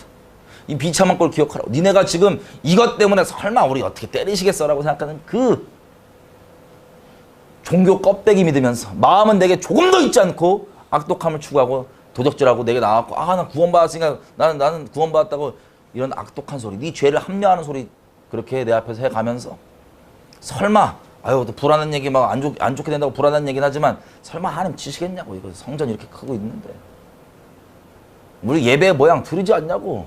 드려달라며 예배 제사 이렇게 달라며. 우리 귀찮아 죽겠는데 나와서 예배 드려주잖아. 하나님 이 미친 짓거리 생각 이 악독함만 품고 있다고 어떻게 됩니까? 하나님이 예레미야 인생을 통해서도 몇십 년 동안 이 얘기를 경고를 해주시는 자비로우셔서 진작에 멸망시킬 수도 있지만 자비로우셔도 몇십 년간을 얘기를 해주시다가 하나님 말씀 그대로 박살이 납니다. 바벨론 제국이 쳐들어와서 남유다가 박살이 납니다. 여러분 한 번의 전쟁으로 이렇게 된 게 아니에요. 국지전이 몇 번 있었어요. 바벨론이 왔다가 쳐들어와서 포로 몇 명 데리고 다시 돌아갔다가 여호와의 성전 기구 몇 개 들고 들어갔어요. 처음에. 왜? 그러면 어떤 생각을 가져야 되냐면 설마 하나님 성전이 있는데 이거 이방인 저들이 저 하나님 뺏기게 하겠어. 우리가 아무리 뭐 죄졌다고 뭐 그래도 이방인이 갖고 가는 거예요. 그럼 그제서라도 이게 아니구나 하고 하나님께 돌이켜야 되는데 아직도 거짓 선지자들이 뭐라고 얘기하냐. 주께서 2년 내로 이거 다시 돌려보내신다. 거룩하시기 때문에 어떻게 가증한 애들이 갖고 있게 내버려 두시겠냐. 교리적으로 들으면 종교적 교리로 그럴싸하게 들려요. 거짓 선지자들 다 계속 괜찮다. 평안하다. 그렇게 얘기하다가 몇 번의 이런 국지전을 통하여서 있다가 남유다가 완전 박살이 납니다. 예레미야 애가에 나와 있는 것처럼 애기들까지도 성소의 어르신들까지도 제사장으로서 근엄한 척하고 있었던 어르신들부터 시작했어요. 여자들이 죽었는데 젖먹이 애가 겨우 살아남았고 죽은 엄마 젖을 빨라고 막 이러고 있고 하나님께 선택받았다고 하는 백성이 그 끔찍한 지경을 예레미야가 평생 동안 그렇게 얘기했지만 그 꼴을 보면서 눈물을 흘리면서 애가를 짓는 거예요. 더 충격적인 건 마치 여러분들처럼 디아스포라로 나와 있던 유대인들이 있었어요. 외국에. 근데 본국 남유다가 그 박살이 나갔고 하나님의 섭리 가운데 예레미야가 그들에게 가게 됩니다. 그들을 만나게 돼요. 그 외국 땅에서, 애굽에서. 근데 이 디아스포라 나와 있는 이 사람들조차도 하나님이 경고하신 말씀 그대로 박살이 난 걸 봤으면 하나님께 경외함으로 돌아와야 될 거 아니에요. 이제라도 안 돌아오고 그대로 우상 숭배하고 있는 거예요.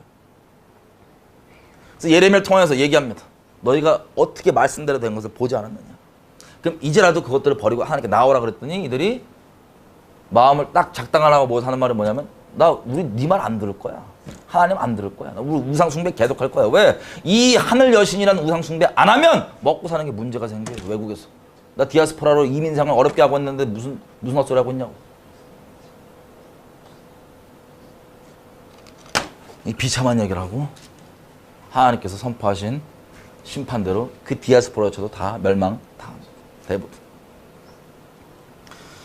오히려 먼저 포로로 끌려갔던 그들이 처음에 남아있던 본국의 남유다가 멸망당하기 전에 남아있던 사람들은 손가락질했어요. 저거 봐라. 얼마나 죄가 많으면 저것도 끌려가고 저렇게 되냐.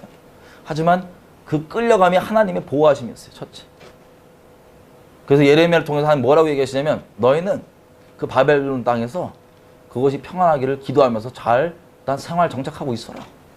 내가 나중에 너희 데리고 올 거다.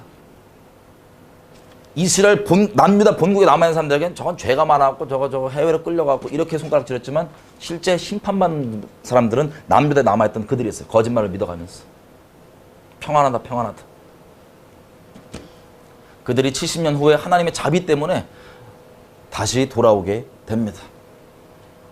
그리고 성전을 다시 짓고 그럼에도 불구하고 여러분 학계에서 보면 뭐라고 돼 있어요? 그 어렵게 다시 나라로 돌아왔는데 자기 나라가 폐허예요. 폐허. 그래서 먹고 사는 게 힘들고 어렵겠죠 당연히. 그래서 그렇게 살고 있는데 학계를 통해서 선언하시는 게 이거예요. 나중에 어떻게 되겠지 하지 말고 너희 먹고 사는 게 중요한 게 아니고 너희의 신앙, 하나님 섬기는 게 중요하기 때문에 너희의 맨날 왜 돈도 안 벌리고 힘드냐 이렇게 하지 말고 성전을 먼저 지어라. 그래서 성전을 짓습니다. 이게 두 번째 성전이에요. 나중에 헤롯이 증축해서 예수님이 계셨던 그때 활동 무대가 되는 그 헤롯 성전. 그때는 헤롯이 지은 건 아니지만 성전이에요. 자, 이렇게 됨에도 불구하고 이렇게 한번 이것을 겪었음에도 불구하고 자, 이걸 겪으니까 이런 결정을 하게 돼요. 에스라를 통해서 이 돌아온 사람들이 이렇게 얘기해요. 우리가 하나님의 말씀을 지키지 않았기 때문에 이런 끔찍한 일을 겪은 거다. 저주대로. 맞는 말이죠. 그래서 우리가 하나님의 말씀 다시는 어기지 말자라고 했던 이 좋은 의도가 이게 본질과 그 의도와 중심을 까먹어버리고 잊어버려버리니까 이게 어떻게 변질이 되냐? 율법주의로 바뀌어요. 예를 들면 율법에 있으면 어미 염소의 젖으로 새끼를 삼지 말라고 돼 있어요. 근데 고기랑 우유랑 삶는 게 혹시 우리가 고기를 이렇게 하다가 우유랑 섞어서 먹으면 버터 먹거나 치즈랑 같이 먹고 그러면은 혹시 그게 어미 염소일 수도 있잖아. 그런 가능성을 아예 배제해버리자. 라는 처음에는 좋은 의도예요. 그래서 율법을 어떻게 간소화시켰냐면 그냥 고기랑 우유랑 먹지 마. 지금도 안 먹어요. 고기랑 치즈랑 버터랑 먹지 마. 의미는 전혀 모른 채. 껍데기. 이거 안 지키면 끝장나. 이런 식으로 율법주의로 가게 된 거예요. 이걸 지키면 나는 거룩하고 의로운 사람. 안 지키면 나쁜 놈. 의미는 물어보면 모르겠어. 안식일도 이렇게 지키면 좋은 사람. 뭐 하면 나쁜 놈. 이 율법주의로 이게 오히려 반대로 튀는 거예요. 자, 어제 저희가 복음에 대해 양극단을 얘기했어요. 양극단이 뭐냐면 방종과 율법주의인데 이스라엘이 바벨론으로 끌려가기 전에는 방종의 사이드에서 어떤 꼴을 벌이는지 우리에게 보였고 이스라엘 돌아온 후에는 율법주의로 어떤 꼴을 보이는지 예수님 오실 때까지 우리에게 보여줍니다. 이 양극단이 우리가 쉽게 빠질 수 있는 거라고 제가 말씀드렸어요. 그게 이스라엘의 방종 때문에 무너진 것을 안 좋게 얘기하는 사람들이 율법주의로 빠지는 겁니다. 안 좋게 얘기하는 것 자체는 맞는 말일 수 있지만 거기서 무엇이 정말 우리에게 추구할 바를 모르면 율법주의에 빠져. 지금 빠진 사람들 있어요. 말세. 하도 세상에 막 돌아가니까. 자, 그래서 말라기서 보면 역시나 하나님께 제다 드리는 것들을 그냥 나와주는 거예요. 우리 잠깐 어제 얘기했던 것처럼 나와주는 거야, 하나님께. 재물도 드려야 된다니까 그냥 대충 그냥 이거 드리면 된다며 흠 있는 거 싼 거 사갖고 대충 이걸로 때우고. 그러면서 하나님께서 너희 아비를 그렇게 존중한다고 쳐봐라. 너희가 잘 벌어야 되는 직장 상사한테 네가 그 선물이라고 줘봐라. 받을 수 있나 보자. 근데 그걸 잘도 나한테 주면서 내가 무슨 잘못을 했냐고 이렇게 얘기하고 있는데, 내가 역겨워서 너 예배 못 받겠으니까 누가 그거 해달라 그랬냐. 성전문 닫아라. 그냥 니네가 동물 잡는다고 하는 거기 똥 나오는 거 그걸 너 얼굴에 발라버리고 싶다. 제 얘기가 아니야. 하나님 말씀이에요. 누가 그거 들어달라 그랬냐고. 이 지경의 상태에 후에 예수님께서 오시는 거예요. 그래서 양극단에 갔던 이스라엘에게 본질이 무엇인지를 몸으로 보여주시면서 얘기했던 그 상황. 예수님을 하나님의 본체이신데 이스라엘이 왜 거절했습니까? 이미 율법주의에서 자기의, 어제를 비유로 봤죠. 그 하나님과 상관도 없는 그 율법주의. 심지어 돈과 명예가 아니라 하나님을 섬긴다고 한 종교의 모양으로 다른 사람이 자기를 우러러보게 만드는 끔찍한 음란함 가운데 있던 그 상태에서 하나님이 그렇게 돌아오라고 얘기를 해도 자기가 이미 마음으로 멸치한 저 막 사는 것들, 죄 짓는 것들, 의롭지 못한 것들, 거룩지 못한 것들, 창녀랑 세리랑 이런 애들이랑 막 놀아나네. 저 신학도 안 했고 저 사투리 쓰고 저 어디 출신이야? 랍비 어디 문화야? 우리 가말리알 문화인데 우린 누구 문화인데 저 어디 교단이야? 근본 없는 게 추천 없는 게 나왔고 막 얘기 표적 기적 나오고 뭐 은혜가 있어도 뒤집어짐이 있어도 아유 저거 뭐 미혹돼 갖고 모르는 애들이 말씀 모르는 애들이 저기 은혜 받았다 그러는 거야. 그리고 교만함 가운데 있다가 양심이 찔리면서도 끝까지 버티다가 어떻게 됩니까? 예수님 얘기하시죠.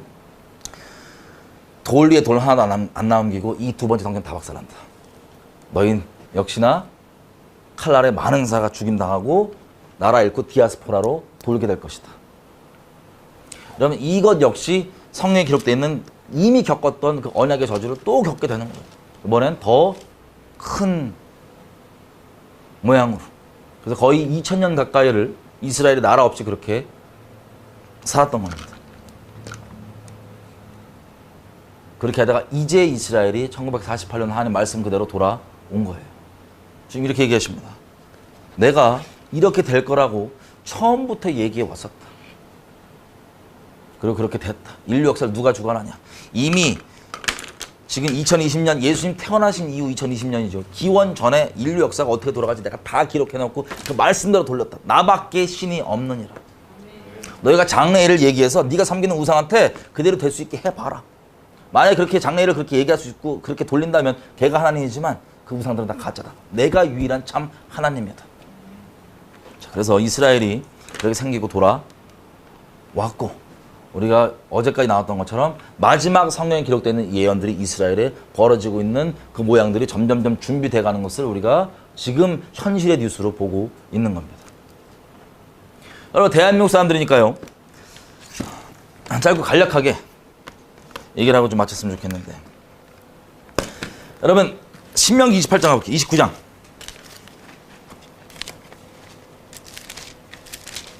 신명기 29장 3절. 이스라엘이 곧 그 큰 시험과 기적과 큰 기사를 네가 목도하였느니라.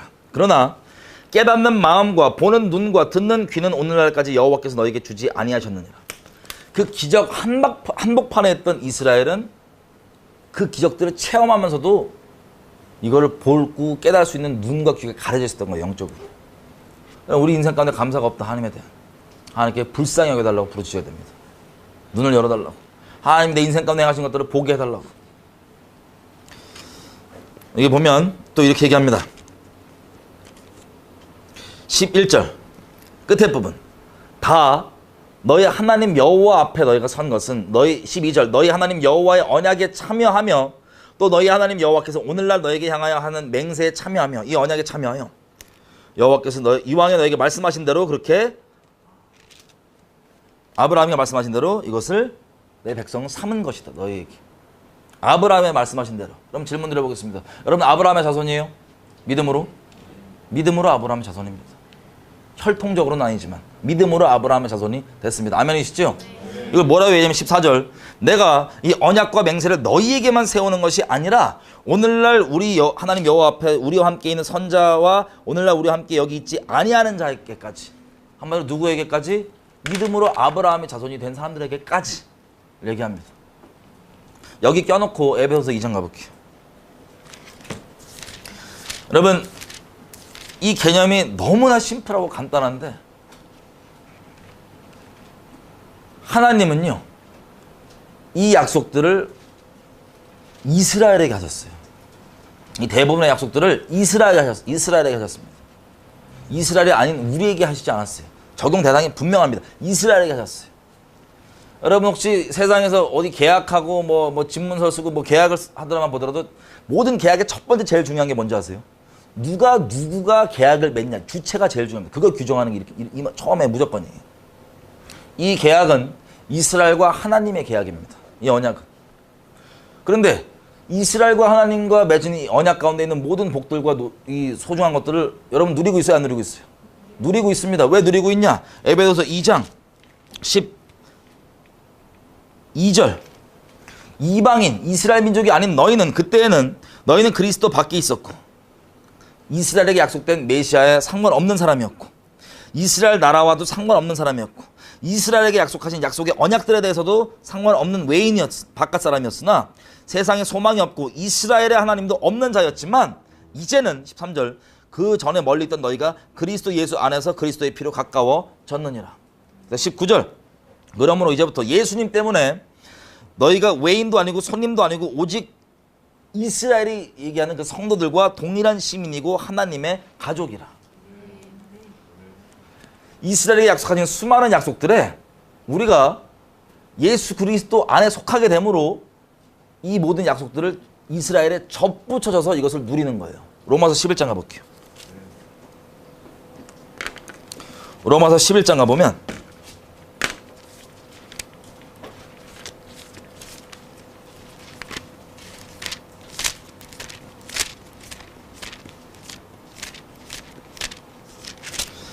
로마서 11장 이렇게 얘기합니다.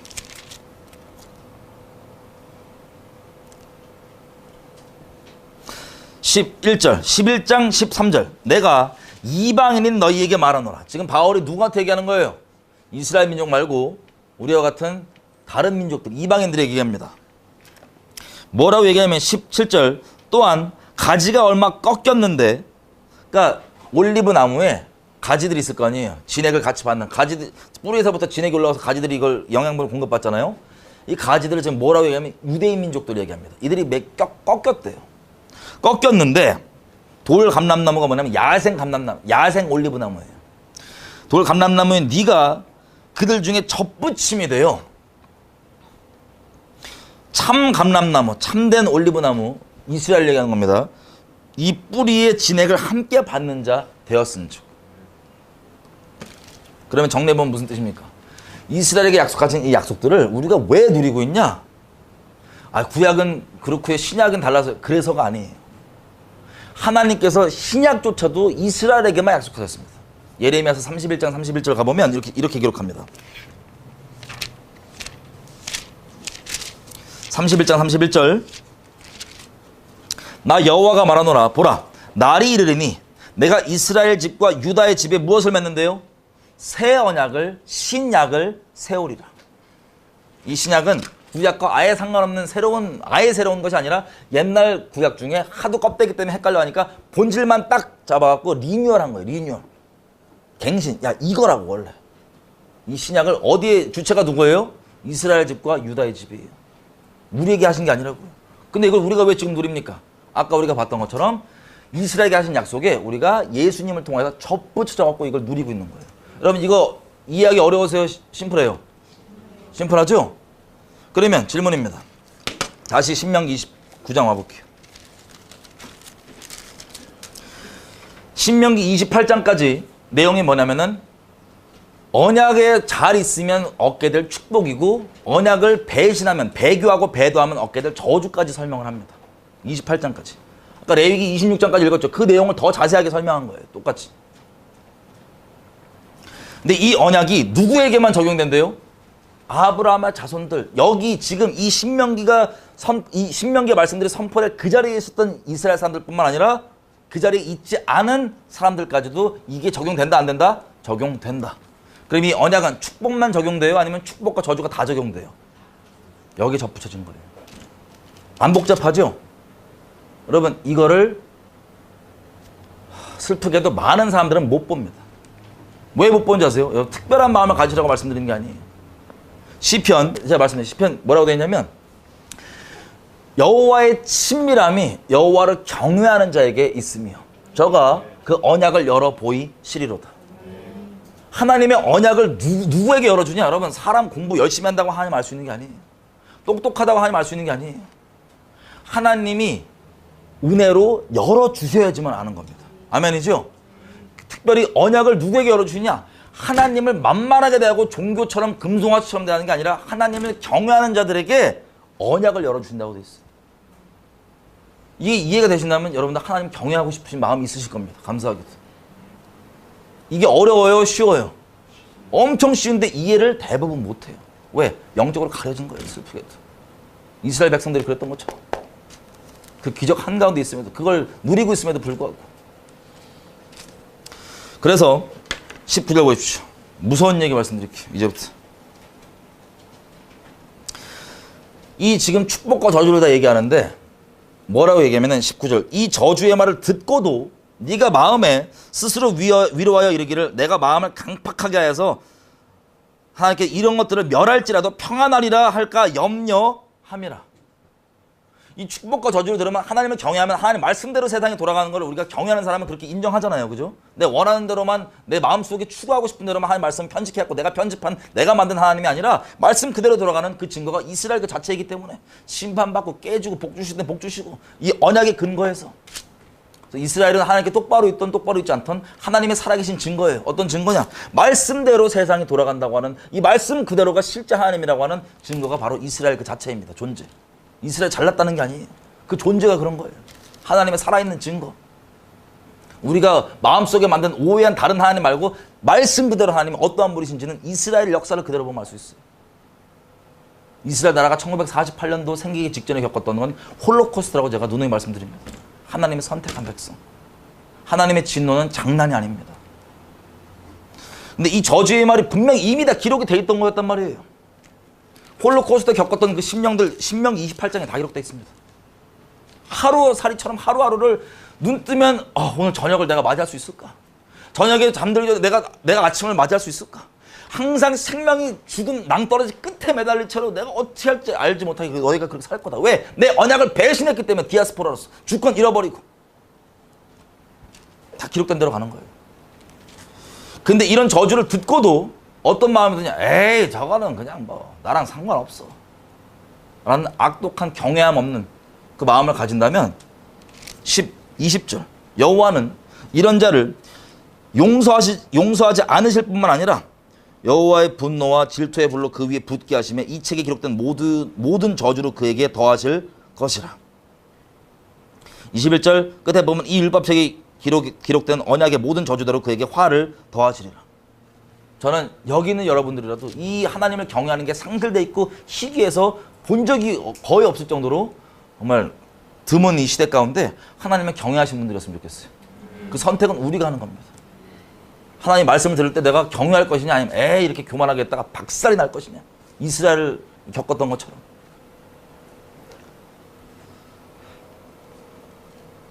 24절 이렇게 언약의 저주대로 하나님의 백성이라고 그러고 하나님 믿는다고 하는 그런 사람들이 그렇게 박살나는 꼴을 보거든 24절 열방 사람들 하나님 안 믿는 사람들도 궁금해서 물어볼 거예요. 말하기를 여호와께서 어찌하여 이 이스라엘 땅에 택하셨다고 하는데 이같이 행하셨느뇨 이같이 크고 열렬하게 진노하시는 그 뜻이 무엇이뇨 라고 물어보거든. 그때 사람이 대답하기를 그 무리가 자기의 조상의 하나님 여호와께서 그 조상을 애굽에서 인도하신 때 더불어 세우신 언약을 버리고 배교하고 배도하고 26절 가서 자기도 알지 못하는 여호와께서 그들에게 주시지도 않는 다른 우상들 신들을 섬겨서 그들에게 절한 이유 때문에 27절 그냥 랜덤한 저주들이 아니라 여호와께서 이 땅을 향하여 진노하사 이 책에 기록된 저주대로 재앙을 내리시고 28절 그 저주의 끝이 뭐였어요? 마지막 저주가 뭐였어요? 그들을 이 땅에서 뽑아내서 다른 나라에 던져보내심이 오늘날과 같다 하시리라.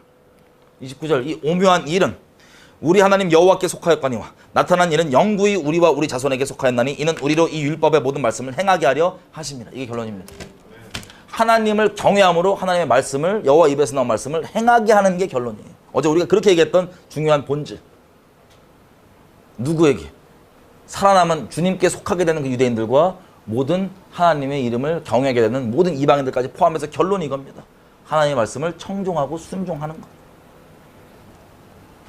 빠르게 대한민국을 잠깐 보고 앞으로 우리가 어떻게 될지를 얘기하고 마치겠습니다. 여러분, 이 언약은 개인적 차원도 개인적 차원이지만 국가적 차원의 내용들이 있습니까? 없습니까? 있습니다. 출애굽기 19장 5절 6절을 읽어보면 뭐라고 되어 있냐. 하나님의 언약을 맺을 때, 자, 애굽에 나와서 맺는 이 시내산 언약을 보면 너희가 내 말을 잘 듣고 내 언약을 잘 지키면 너희가 내게 대해 특별한 소유가 되고 너희가 내게 대하여 제사장 나라가 될 것이다 라고 얘기합니다. 이게 하나님과 이스라엘이 맺은 언약의 본질입니다. 뭐냐면 개개인이 하나님을 여호와의 음성을 청종하는 그 순종하는 자리에 있고 이 사람들이 모여서 국가적으로도 하나님의 뜻을 받드는 제사장 국가를 만드는 것이 하나님의 언약입니다. 요한계시록 11장만 보더라도 예수님 오시면요 세상의 나라들이 그리스도의 나라가 된다고 되어 있어요. 왜? 하나님께 반역하는 무리들은 다 쓸리고 끝나고 하나님을 순종한 사람들이 남아서 하나님의 뜻을 받드는 나라들이 전 세계가 되는 거예요. 주님 오실 때 천년왕국이. 자, 그것이 그때 갑자기 벌어지는 것이 아니라 지금 여러분 살고 있는 아마 호주도 제가 자세히는 모르지만 여러분 찾아보시면 좋을 것 같아요. 우리가 지금 살고 있는 대한민국 국가를 간략하게 설명을 드리면, 자, 대한민국은 이 독립정신 있죠. 이 보시는 3.1운동을 통하여서 이 국가를 건립한 이 독립정신을 계승하여서 나라를 세운 것이 바로 대한민국의 건국정신입니다.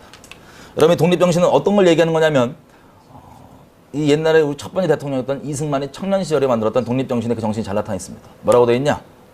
이 독립정신의 끝부분이에요. 자유민주주의가 결론이 아니고 이게 결론입니다. 제가 읽어드릴게요. 결론만 얘기할게요. 그냥.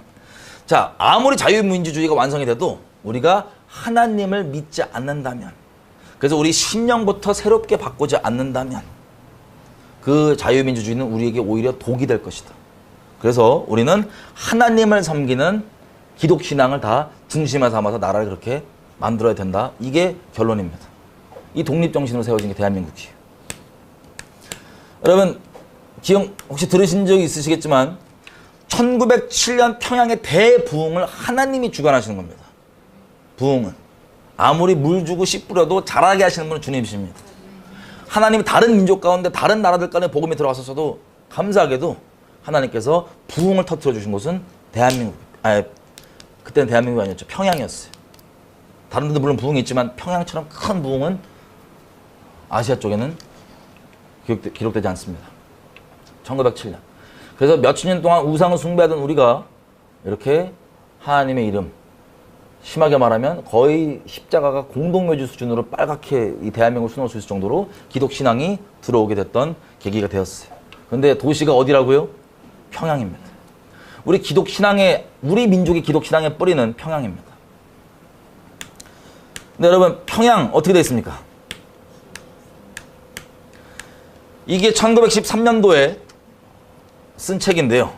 이때 하나님 믿는 우리 한반도에 있던 믿음의 선배들과 전 세계 한반도 선교에 관심을 갖고 우리를 위해 기도해 주는 사람들은 기도 내용이 이거예요.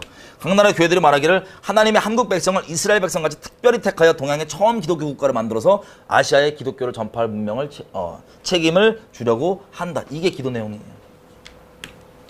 이렇게 기도를 받으시죠. 우리가 잘 아는 대로 3.1운동은 결론만 얘기하면 3.1운동의 그 지도자, 영적 지도자인 이상재 선생이 이렇게 얘기합니다. 일본 검찰한테 끌려가서 조사를 받을 때 이 3.1운동의 주체자는 만군의 하나님, 여호와께서 이것을 주관하셨다고 얘기를 합니다. 그리고 이 독립운동 끝나자마자 바로 4월 8일 한 달 정도 지나서 대한독립선언서를 수록하는데 여기 내용들을 보면 이렇게 됐어요. 우리나라를 예수 믿는 나라로 만들어 일본의 통치권을 벗게 하겠다. 이게 독립운동가들의 뜻이고 목적이다라고 언론에 발표를 합니다. 이 큰 그림에서 예수 안 믿는 사람도 섞여 있긴 했지만 이 큰 그림에 다 순복하여서 이렇게 얘기합니다. 예수 믿는 나라를 세우는 것이 결론이고 목적이었어요. 그래서 우리 대한민국 임시정부가 만든 임시헌법에 보면 뭐라고 돼 있냐? 임시헌법에 보면 이렇게 시작합니다. 하나님과 사람의 뜻을 하나로 합하여서 이 선언을 하는데, 이 선언은 하나님 나라의 건설에 귀한 기초가 된다.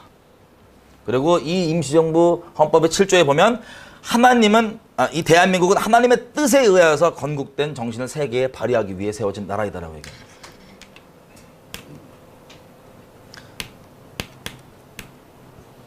그리고 대한민국 임시정부에서 발표했던 공식 외교문서 8월에 보면 우리 국가의 목적을 분명히 얘기합니다. 뭐라고 얘기하냐? 우리가 일본의 압박을 면하고 싶은 이유는, 자유를 갖고 싶은 이유는 아시아를 민주화하여서, 결론 소망은 전 세계 기독교의 기독 신앙을, 복음을 전 세계에 전하기 위함이다. 뭘 국가 자체의 목적이 이렇게. 그렇게 여러분 하나님과 언약식 맺으신 분 있으세요? 여러분 하나님의 신약을 누리고 계시죠? 접붙여져서 언약식 따로 맺으신 분 없습니다. 근데 왜 그걸 누린 줄 아세요? 언약식을 했냐 안 했냐가 중요한 게 아니라 믿음으로 그렇게 접붙여졌기 때문에 그런 거예요. 놀랍게도 많은 사람들에게 가려져 있지만 우리 나라 대한민국도 태동되기 전부터, 태아였을 때부터 우리는 하나님께 그 언약에, 국가적 언약에 접붙여진 국가였습니다. 슬프게도 이 마귀가 그걸 내버려 두지가 않죠. 우리를 그 당시 때 점령하고 있던 일본은 헌법 3조가 천황은 하나님이란 신성이라고 돼 있어요. 하나님의 아들인 거예요. 그랬던 국가에서 군정이 태양신 귀신을 들렸던 군정이 정권을 잡고 강압하기 시작한 게 신사참배였습니다. 신사참배 세상 사람들에게는 큰 문제가 안 돼요. 어차피 온갖 잡신 다 섬기니까. 누구에게 문제가 되냐? 예수님을 믿는 이 독립운동의 주체 세력이었던 기독교인들에게는 이게 문제가 돼요. 여기에서부터 놀랍게 이미 우리는 공식적으로 하나님을 버리고 배교를 결정하였습니다. 공식적 차원에서 모든 존재하던 교단들이 그렇게 유명하시고 그렇게 사랑 많으시고 기도와 애씀으로 교회를 세워갔던 우리 초대 믿음의 선배 목사님들이 다 같이 합하여서, 개인적으로는 동의 안 했을 거예요. 하지만 공식적 입장으로 신사참배 우상 숭배를 결정하고 그렇게 우상을 교회에 박아놓고 성도들과 함께 우상 숭배를 했습니다. 어디에 모여서 결정을 했냐? 부흥이 있었던 그 평양에 모여서 결정을 한 겁니다. 신사참배라 그러죠. 자, 그 결과 남과 북이 갈라지고 그 평양 대붕이 있었던 이게 장대제 언덕입니다. 장대현 교회. 이 장소가 지금 어떻게 됐냐면 이 똑같은 장소예요. 김일성 우상 태양신이 자리 잡고 모든 평양 대붕이 났던 그 북한에 있는 백성들이 거기에 절하고 있는 그곳이 바로 되어버렸습니다. 전 세계에서 경악하는, 불과 100년 전 동방의 예루살렘이라고 영국의 세속 잡지가 불렀던 그 평양이 지금은 적그리스 국가가 되어버렸어요. 김일성을 하나님으로 여기지 않으면 다 잡아 죽이버리는 3대를 정치범 수용소에 보내버리는 우상숭배 국가가 되어버렸습니다. 핵까지 가지고 있는. 왜 이렇게 된 걸까요? 여러분 북한에 대해 조금 관심 있으시면 북한이 여지껏 겪었던 일들을 잠깐 돌아보면 놀랍게도 여러분 이걸 통해서 역사를 주관하신 하나님 말씀하시고 싶은 게 뭘까요? 북한이 왜 저 지경이 되어버렸냐? 하나님의 언약을 배신했기 때문에 언약에 기록된 저주를 그대로 받은 거기 때문에 그렇습니다. 아직 여기에서 성취되지 않은 저주가 남아있어요. 그게 뭐냐? 태양신들 우상을 파괴하고 전쟁을 겪음으로 나라 잃고 디아스포라로 흩어지는 것. 땅이 완전히 풀 한 폭이 못 자라는 황폐하게 버려지는 것. 이게 아직 하나 남아있습니다. 그 전까지 나와있는 모든 기록, 자식 잡아먹는 것까지 포함해서 다 어디에 벌어져요? 북한에 지금까지 벌어져 왔습니다. 나머지 남은 것은 이 태양 신상들이 박살나고 그리고 디아스포라 겪는 것인데, 자, 이렇게 북한은 되어 있습니다. 하지만 감사하게도 이 해방쯤에서 남과 북이 그때부터 갈라지는 거예요. 대한민국은 하나님과 국가적으로 맺었던 언약을 남쪽만이라도 이어갈 수 있게 은혜가 베풀어졌습니다. 임시정부 때부터 그렇게 기도해 왔던 것처럼. 그래서 우리 잘 아신 대로 대한민국 첫 번째 국회, 우리 공식 첫 번째 기록을 보면 이 나라를 하나님께 의탁하는 기도로 시작합니다. 왜? 갑자기 우연히 기독교인들이 이렇게 한 게 아니고 원래 이런 나라를 만들려고 수고하고 노력해 왔던 것이기 때문에. 그게 대한민국이기 때문에. 그 직후에 하나님 공의대로 6.25가 벌어집니다. 그래서 신사참배 때 유일하게 공직적 입장으로서 우리는 저 신사참배를 반대한다고 얘기했던 경상남도 빼놓고는 한반도 전체가 초토화가 됩니다. 신사참배를 반대했던 경상남도죠. 그 당시 때 우리 믿음의 선배들은 이 6.25가 자기 신들의 신사참배 죄악 때문에 벌어졌다는 것을 다 알았어요. 인정하고. 처음에 아니라고 버팅다가 막상 재앙이 눈앞에 벌어지고 다 죽어나가니까 지옥은 안 가야 될 거 아니에요. 다 인정했습니다. 그리고 휴전이 됐어요. 휴전이 뭐예요? 하나님의 진노가 쏟아지는 중에 일시정지가 눌러준 거예요. 그게 대한민국이에요. 우리가 태어난. 그때 우리가 태어난 거예요. 그럼 우리가 이제라도 회개하고 주님 앞에 나아가서 잘 가야 될 텐데 무섭게도 이 배교가 그대로 이어집니다. 여러분, 남유다가 바벨론에 쳐들어와서 전쟁을 치르면서 몇 도시가 안 남고 포위당해 있던 그 상태에서 예레미야를 통해 하나님이 이렇게 얘기했어요. 너희가 예전에 내 앞에서 너희 동족들을 노예 삼지 않고 자유케 해주겠다고 언약을 해갖고 내가 그걸 기뻐했는데 내가 이 칼들과 전염병들과 이것들로 자유롭게 너희에게 풀어서 역사할 수 있도록 하는 이유가 뭐냐? 너희가 그 언약을 저버리고 다시 너희 동족들을 노예로 삼았기 때문이다. 그러면 그 급한 와중에 그거라도 먼저 회개하라는 거예요, 당장. 여러분, 마찬가지입니다. 이 한국전쟁이 끝날 때 발표했던 내용입니다. 뭐라고 얘기하냐면 북한에 남아있는 동포, 공산주의 그 마귀 사상 가운데 어떻게 노예 생활할지 알았기 때문에 희망을 버리지 말고 우리의 국가적 목적은 뭐냐면 여러분들 다시 자유케 하는 것이 우리의 목적입니다라고 북한 동포들을 선언하고 시작했어요. 하나님 앞에 언약과 마찬가지. 그러나 먹고 사는 게 문제였기 때문에 먹고 사는 거에 팔려서 있다가 이제는 아예 우리의 존재적 사명과 비전을 잃어버린 채로 방황하면서 잘 먹고 잘 되는 게 여호와의 금송아지 이름 달고 우리에게 나오기 시작했던 거예요. 그렇게 이스라엘이 했던 똑같은 배교. 출애굽하자마자 그 기적 경험하자마자 자비를 경험하자마자 하나님을 금송아지로 바꿨던 것처럼 우리가 그렇게 가면서 여러분 아시겠지만 이건 온데간데 없고 북한은 이 언약이 기록되는 저주를 지금까지 그대로 겪고 있습니다. 하나 남긴 처럼 이렇게 나와 있는 것처럼.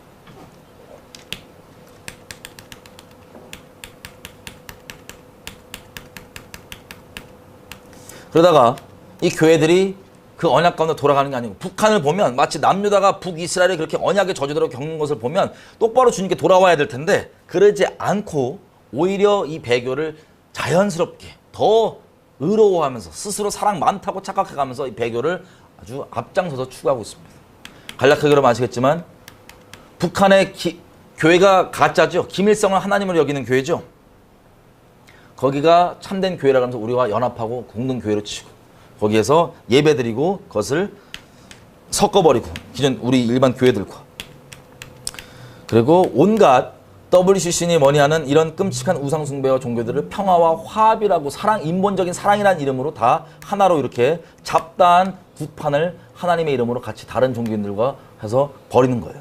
다른 분들을 단순히 배척하는 게 아니라 그들에게 전도를 해야 될 판에 같이 모여서 한 몸이 되어버리는 하나님 앞에 언약으로. 이 가증한 짓을 2013년 부산에서 결정을 내려버리고 이것의 끝은 뭐냐면 우리가 여지껏 봤던 것처럼 로마 카톨릭이라고 하는 계시록 17장 바벨론 음료에 그렇게 난잡하게 섞이는 배교, 음행 여기에 귀결되는 결론으로 가는 방향입니다. WCC 안 하는 교단들은 WEA 뭐 온갖 것들 혹은 뭐 종목 다 섞어가지고 하나님 아닌 다른 우상을 섬기게 만드는 이 과정, 이 배교 가운데 우리가 그것 때문에 이 끔찍한 일을 겪고 북한이 저지경이 됐는데 그걸 보고도 우리는 오히려 그 길로 달려가고 있는 대한민국 상태였던 겁니다. 그래서 지금 우리 대한민국 겪고 있는 것은 그 WCC에서 우리가 하나님 앞에 우리가 선포한 그 선언 그대로 가고 있어요. 대한민국이. 첫 번째가 뭐냐? 원자력 북한을 지원해주고 북한 정권 그 사악한 정권을 지원해주고 그리고 원자력 발전소 없애버린다. 그리고 미국이 이런 것들을 하기 때문에 군사훈련을 중단한다. 그리고 북한과 평화협정을 맺는다. 주님이 이렇게 얘기하시죠. 자, 이렇게 돼갖고 여러분 WCC를 보면 많은 사람들이 안 된다고 얘기하셨습니다. 교회에서. 유명하신 분들이 이걸 다 주도해서 하는데 특별히 뭐라고 얘기했냐면 이분이 WCC 위원장 중 한 분인데 이런 시를 썼어요. 자꾸 뭐라 그러니까 연합을 딱 두고, 여러분 연합 자체가 중요한 게 아니에요. 바벨탑 때도 전 인류 연합했습니다. 하나님을 반대하는 입장으로, 하나님께 대적하는 입장으로. 그리스도께 속해 있으면 자동 연합되는 걸 확인하지만 그거 없이 사람의 이거저거 맞춰서 연합한다? 하나님을 대적하는 모임일 뿐이에요. 여러분 WCC를 보면 하도 반대하니까 뭐라고 얘기하냐 이렇게 합니다. 하나 된다고 했는데, 자 갑자기 노란색 부분을 보면 황당한 얘기를 해요. 다른 어머니는 자식을 칼로 나눠 갖자고 했으나 그 어머니는 자신을 포기하고 자식을 살렸습니다. 자식은 생명이기에 나눌 수 없다는 사랑입니다. 주님, 이 WCC만 된다면 우리는 주님께 버림받아도 좋습니다. 이게 무슨 황당한 소리예요. 자식들 죽는 얘기를 갑자기 얘기하고 이것 때문에 우리가 버림받아 좋다고 선언을 해버리는 이 시. 이 교회 이분이 한 거예요. 어디? 안산제일교회. 자, 그리고 얼마 안 지나서 이런 우상숭배하고 우상숭배하게 만드는 이 이세벨에 대한 하나님의 심판이 기록되어 있는 뭐라고 되어 있냐? 자식들을 사망해 죽인다고 되어 있어요. 그게 하나님의 심판. 그래서 하나님이 다 보고 있다는 것을 온 교회가 알게 하겠다고. 그러면 얼마 안 지나서 전 국민이 귀신 숭배에 완전히 매몰되게 만들었던 큰 사건이 하나 터집니다. 세월호. 세월호에서 안산에 있는 모 고등학교에 많은 아이들이 죽죠. 자, 교회 다니는 아이들 중에서는 가장 많은 그 학교를 다니고 죽었던 애들이 이 시를 썼던 이 목사님의 교회 애들이에요. 그럼 이런 식으로 이게 되자마자 하나님께 돌이키는 게 아니라 오히려 더 교회적 차원이건 뭐건 다 와서 이것들을 이렇게 구판처럼, 다시 한번 WC와 마찬가지로 구판처럼 하나님 앞에 이게 정인의 뭐냐 그러면서 난리를 쳤던 거예요.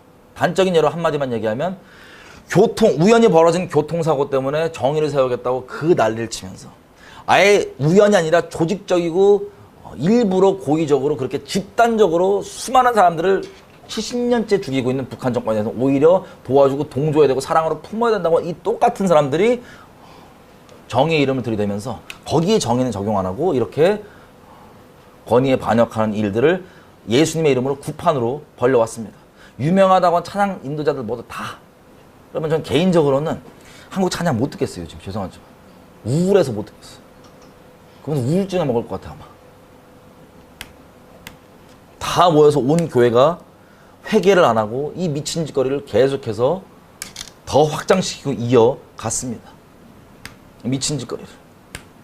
이 부적 같은 거 달면서 이거 부적 하나 달면은 정의로워 보이고 깨어있는 것처럼 아주 착각하는 이 세상의 공중 권세 잡은 자의 흐름에 따라서 미친 짓을 전 국민이 하나님의 진노를 쌓는 짓을 계속 해왔습니다. 여러분 이 결론은 제가 말씀드린 것처럼 이 카톨릭의 젖붙여주는 연합이에요. 이 카톨릭이. 바벨론 음녀. 여러분 이게 대한민국뿐만 전 세계 차원에서 벌어지고 있는 일입니다. 그러면 잘 들어보세요. 이 유명하신 분들 한다고 하는 이 일이 배교 때문에 지금 남북이 갈라지고 그 끔찍한 일을 겪고 있는데 대한민국의 그 배교를 돌이켜요? 아니면 더더욱 극심하게 하고 있어요. 일제시대 때는 안 하면은 협박이라도 있었다고요. 근데 협박도 없는데 자기가 자발적으로 난 사랑 많아 이러면서 이렇게 쭉 가는 거. 인본주의에 쪄들어가고. 그럼 무슨 일이 벌어질까? 한 말씀대로 세상 돌아가는데. 레위기서 26장에 기록되어 있는 저주 기억나세요? 첫 번째가 뭐였죠? 열병과 폐병. 눈이 어두워지고 생명이 새어지는 이 일들과 지도자가 자기 백성을 미워하는. 우리가 수고하고 노력한 것들을, 우리가 누려야 되는 것들을 다 대적들이 누리게 되는 이 일들이 첫 번째 큰 일이고 한 덩어리로서. 그 다음 경제가 막히고 미세먼지, 티끌들. 그 다음 돌이키지 않으면 많은 숫자가 감소하게 되고 짐승을 통하여서. 그리고 고속도로, 도로가 황폐케 되는. 그래서 돌이키지 않으면 경제가 완전 파탄나서 마치 지금 우리 보는 베네수엘라 이런 데처럼 한 가정에 겨우 10가정이 한 주방에서 먹을 수 있는 그 정도로 파탄나고. 그래서 돌이키지 않는다. 자식을 잡아먹는 경우. 그 지경에서 하나님의 최종 심판은 땅이 아예 황폐해질 정도의 무시무시한 전쟁을 통하여서 많은 수는 다 죽음당하고 남은 소수는 나라 잃은 채로 마치 이스라엘이 그랬던 것처럼 디아스포라로 흩어지는 그 일이 벌어질까요? 안 벌어질까요? 그게 이미 시작되어 있습니다. 그럼 우리가 해야 될 것은 뭐예요? 우리의 본향, 우리의 나라는 천국입니다. 그게 우리의 본향이에요. 이 모든 것이 일어나는 일은 뭐냐면 대한민국만 이렇게 벌어지잖아요. 전 세계적으로 난리와 난리 것들이 계속해서 벌어집니다. 왜? 주님이 말씀하신 대로 주님 오시기 위한 해산의 고통이 이제 시작이 된 거예요. 이 악하고 패역한 세대 가운데, 음란한 세대 가운데 하나님의 말씀에 기록된 대로 그 심판이 우리에게 벌어지고 있는 거예요. 하나님께 은혜를 받고 하나님께 경외하는 자들에게 문을 열어서 이게 말씀대로 돌아가고 있구나라는 걸 보게 함으로써 하나님 앞에, 말씀 앞에 순독하고 하나님을 경외하게 되고 하나님께 순종하게 되는, 하나님을 사랑하게 되는 그 은혜 가운데 있을 것이고, 아닌 자들은 심판을 겪으면서도 계시록 16장에 나와 있는 것처럼 이따위 하나님은 나 안 믿어라고 하나님을 반역하고 욕하는 비참한 지옥자 지고 살다가 죽어서도 두려움 가운데 벌벌 떨면서 살다가 죽어서도 영원히 지옥불에서 이를 갈면서 슬피 우는 일이 있을 겁니다. 여러분, 선택은 우리에게 달려 있습니다. 자, 여러분들이 오늘 마지막 보고 여러분들도 서로 이제 이 예배가 마지막으로 흩어지신다면서요. 우리가 언제 다시 뵐지 모릅니다. 한 가지 확실한 건 우리가 주님 안에 있다면 이 땅에서는 바울이 그렇게 얘기하죠. 자기가 전도에서 생겨진 교회들 보면서 뭐라고 얘기하면은 힘을 내자고. 우리가 세상에서는 환난을 많이 당한다. 하나님 나라에 들어가기까지 그리스도의 고난에 참여함으로 환난을 많이 당하지만 원래 그게 기록된 거고 우리 주님이 먼저 겪으신 거기 때문에 우리 능히 감당할 수 있다. 그분의 능력과 그분의 은혜로. 그리고 우리가 지금은 세상에서 마지막 볼 수 있지만 나중에 하나님 앞에서 같이 기쁨으로 이 땅에서 흘렸던 눈물들 닦아주시는 그 감사함과 기쁨과 사랑 안에서 다시 만나자라고 하는 이 내용들. 그리고 신신당부하는 내용은 뭐였냐면 바울이 내가 떠나면 이 때가 와서 너희를 이제 갈기갈기 잡아먹을 거다. 그래서 영적으로 얘기하면 미혹 가운데 빠질 거란 거예요. 그럼 어제 정리했죠. 방종으로 가든지 에라 그러고 방종으로 가든지 아니면 율법주의로 가든지 이 둘 중에 빠지게 된다는 거예요. 그러지 않기를 우리가 어제 정리를 했었고 우리는 어디에 있던 우리 주님이 우리를 세상에 있는 자기 사람들을 사랑하시되 끝까지 사랑하느니라. 주님은 우리를 끝까지 사랑합니다. 문제는 우리도 주님을 사랑하는 자가 우리에게 주어진 자유의지의 놀라운 결정입니다. 그리고 전 인류는 주님께 살아남은 천년왕국에서 같이 주님과 같이 있을 사람들은 결론이 먼저 왔어요. 어제 우리 얘기했던 것처럼 세상에 하나님 말씀대로만 돌아간다는 것을 확실하게 알고 하나님의 말씀을 경외하는 자들만 하나님과 영원히 남게 될 겁니다. 그래서 우리 어디 있던 무릇 그리스도 예수 안에서 경건하게 살고자 하는 자는 핍박을 받으리라. 오해를 받을 겁니다. 어려움을 겪으실 겁니다. 환난을 겪으실 겁니다.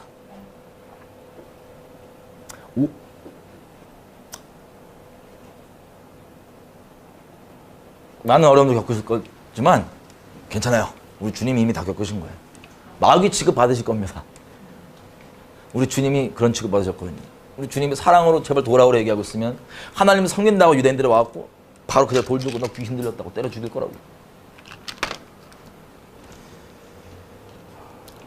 추례당하실 겁니다. 소위 자기네들이 정통, 자기네들이 뭐 한다고 하는 거기서 이제 추례당하실 겁니다. 이단 취급 받으실 거예요. 재정이 궁핍할 수도 있습니다. 폭력을 당하실 수도 있어요. 죽임을 당하실 수도 있어요. 멸시당하는 건 기본이에요. 어떤 특별한 사람만 미워하는 게 아니라 모든 사람이 다 미워한다고 그랬어요. 슬프게도 가족들도 여러분을 미워한다고 돼 있어요. 예수님은 똑같이 믿지 않는다.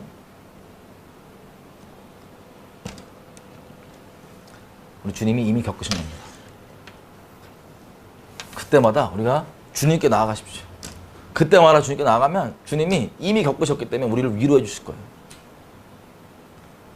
여러분들이 겪는 그 일들도 또 그 일을 겪을 자들에게 또 다른 위로가 되어 서로의 믿음의 안위함으로 끝까지 뒤로 물러나지 않고 주님 오실 때까지 믿음에서 믿음에 이르는 경주를 하게 되는 그 일.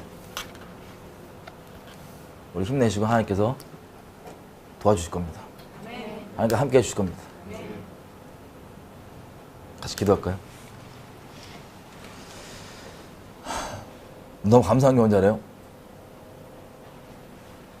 많은 사람들에게는 그게 세상의 끝이라서 너무 두려워하고 막 기절 초풍할 정도로 두려운 일이 앞으로 계속 벌어져요. 전 세계적으로. 대한민국뿐만 아니라. 근데 어제 되겠지만 예수님이 내 인생 유일한 보상이고 상급으로 있으신 분들은 드디어 우리 이 세상에서 그 어떠한 것도 안 바랬는데 예수님만 바랬는데 그분이 기록하신 대로 지금 오시는 중인 걸 알 수 있는 거예요. 어제 집에 돌아가는 길에 약간 사이코 느낌처럼 너무 설레더라고요. 주님이 오시는구나. 우리 끝까지 타협하지 맙시다. 끝까지 하나님 앞에 완악하게 굴지 말고 겸비함 가운데 끝까지 주님 목숨 다해 사랑합시다. 넘어지지 맙시다. 혹시 넘어진다면 다시 일어나십시오. 주님 의지하여서. 어떤 참소가 있다 할지라도 다시 일어나십시오. 예수님이 우리 주님께 나갈 수 있도록 직접 몸으로 이 휘장 찢으셨어요. 그 죽음 헛되이 하지 맙시다. 그래서 방종을 남용하자는 게 아니라 헛되하지 말고 끝까지 내 어설픈 자격 아니라 예수님 자격 의지하고 예수님 생명으로 예수님 이름으로 믿음으로 갑시다. 보좌 앞에서 오늘 이제 헤어진다면 못 본다면 보좌 앞에서 기쁨으로 뵙는 거예요. 기쁨으로. 주님이 가까이 오십니다. 같이 기도할게요.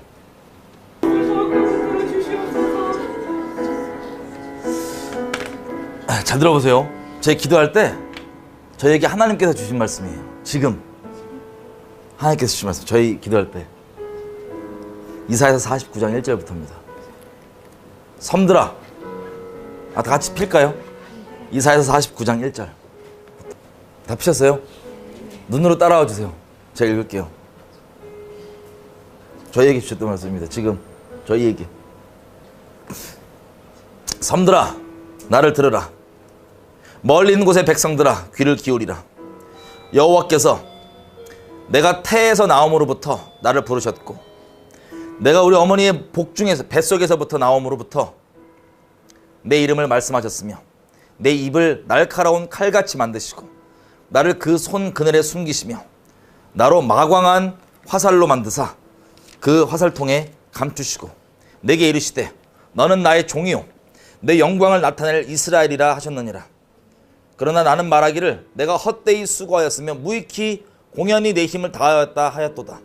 정령이 나의 신원이 여호와께 있고 나의 보응이 나의 하나님께 있느니라. 나는 여호와의 보시기에 존귀한 자라. 나의 하나님이 나의 힘이 되셨도다. 다시 야곱을 자기에게로 돌아오게 하시며 이스라엘을 자기에게 모이게 하시려고 나를 태에서 나옴으로부터 자기 종을 삼으신 여호와께서 말씀하시느니라.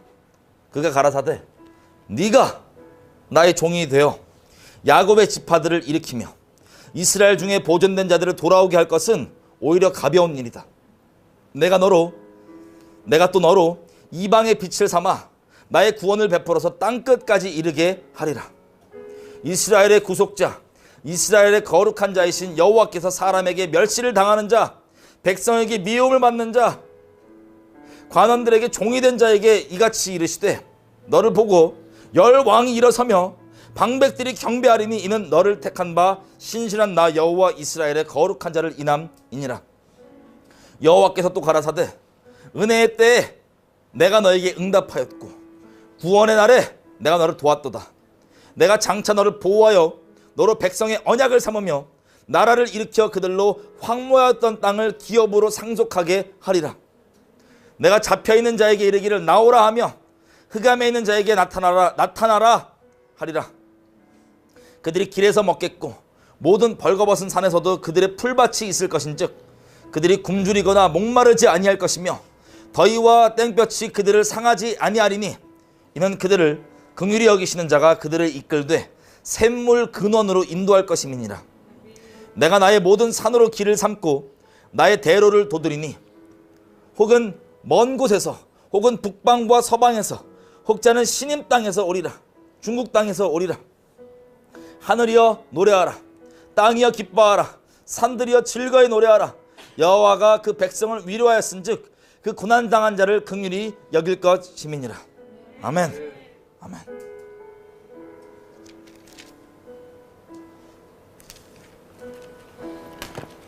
아멘입니다.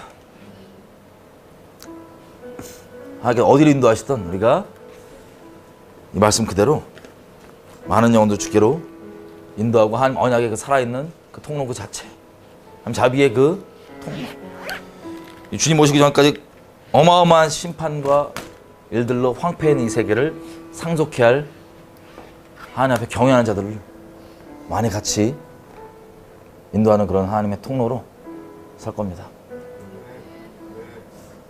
주님이 말씀하시고 주님이 이루실 거예요. 우리 어떠한 건 상관없이 이 하나님의 놀라운, 그리고 이 마지막 때 하나님 행하신 선한 일들 가운데 우리를 참여시켜 주시님을 찬양합니다.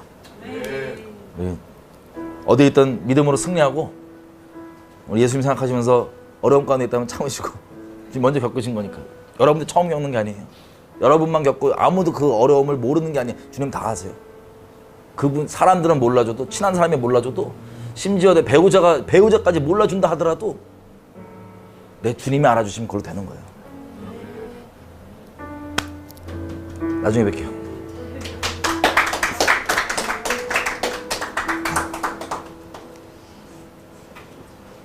주님 다시 오실 때까지, 주님 다시 오실 때까지 노래 아시죠? 우리 마음을 담아서 기도하는 심령으로, 그리고 굳은 결의를 하는 마음으로 하나님께 이렇게 고백합시다. 뒤돌아가지 않고 주님만 따라요. 뒤돌아보지 않겠습니다. 쟁기 들고 괜히 기웃기웃 마음 왔다 갔다 하지 말고 단마음으로 정해서 계속 걸어가는 거예요. 말씀대로 돌아갑니다. 세상 돌아가는 바를 무엇을 중심으로 돌아가는지 모르는 사람들은 불안할 수 있지만, 이 세상이 말씀대로 돌아간다는 걸 아는 자들에게는 말씀에 거하면 불안하지 않는 거예요. 왜? 지금 말씀대로 되고 있기 때문에. 오히려 자유한 겁니다.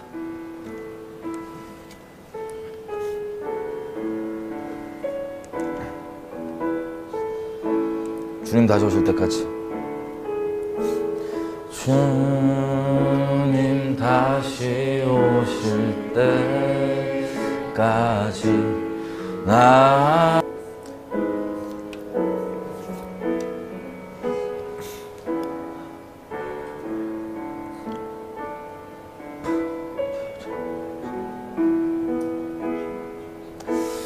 여러분, 이게 우울한 게 아니고요, 너무 눈물 나지만 감사한 거고 설레는 겁니다. 우리 주님 다시 오십니다. 어디에 또 우리 은혜 속에서 겸비함 가운데 계속 주님 말씀하신 것들 순종하면서, 많은 사람이 받아들이지 못할 수는 있을지라도 우리가 하나님 자비의 통로로 하나님과 동행하는 우리 됐으면 좋겠어요. 마음 굳게 먹고 하나님께서 이렇게 지켜달라고 하고, 나중에 주님 허락하시는 때 또 봬요. 수고하셨습니다.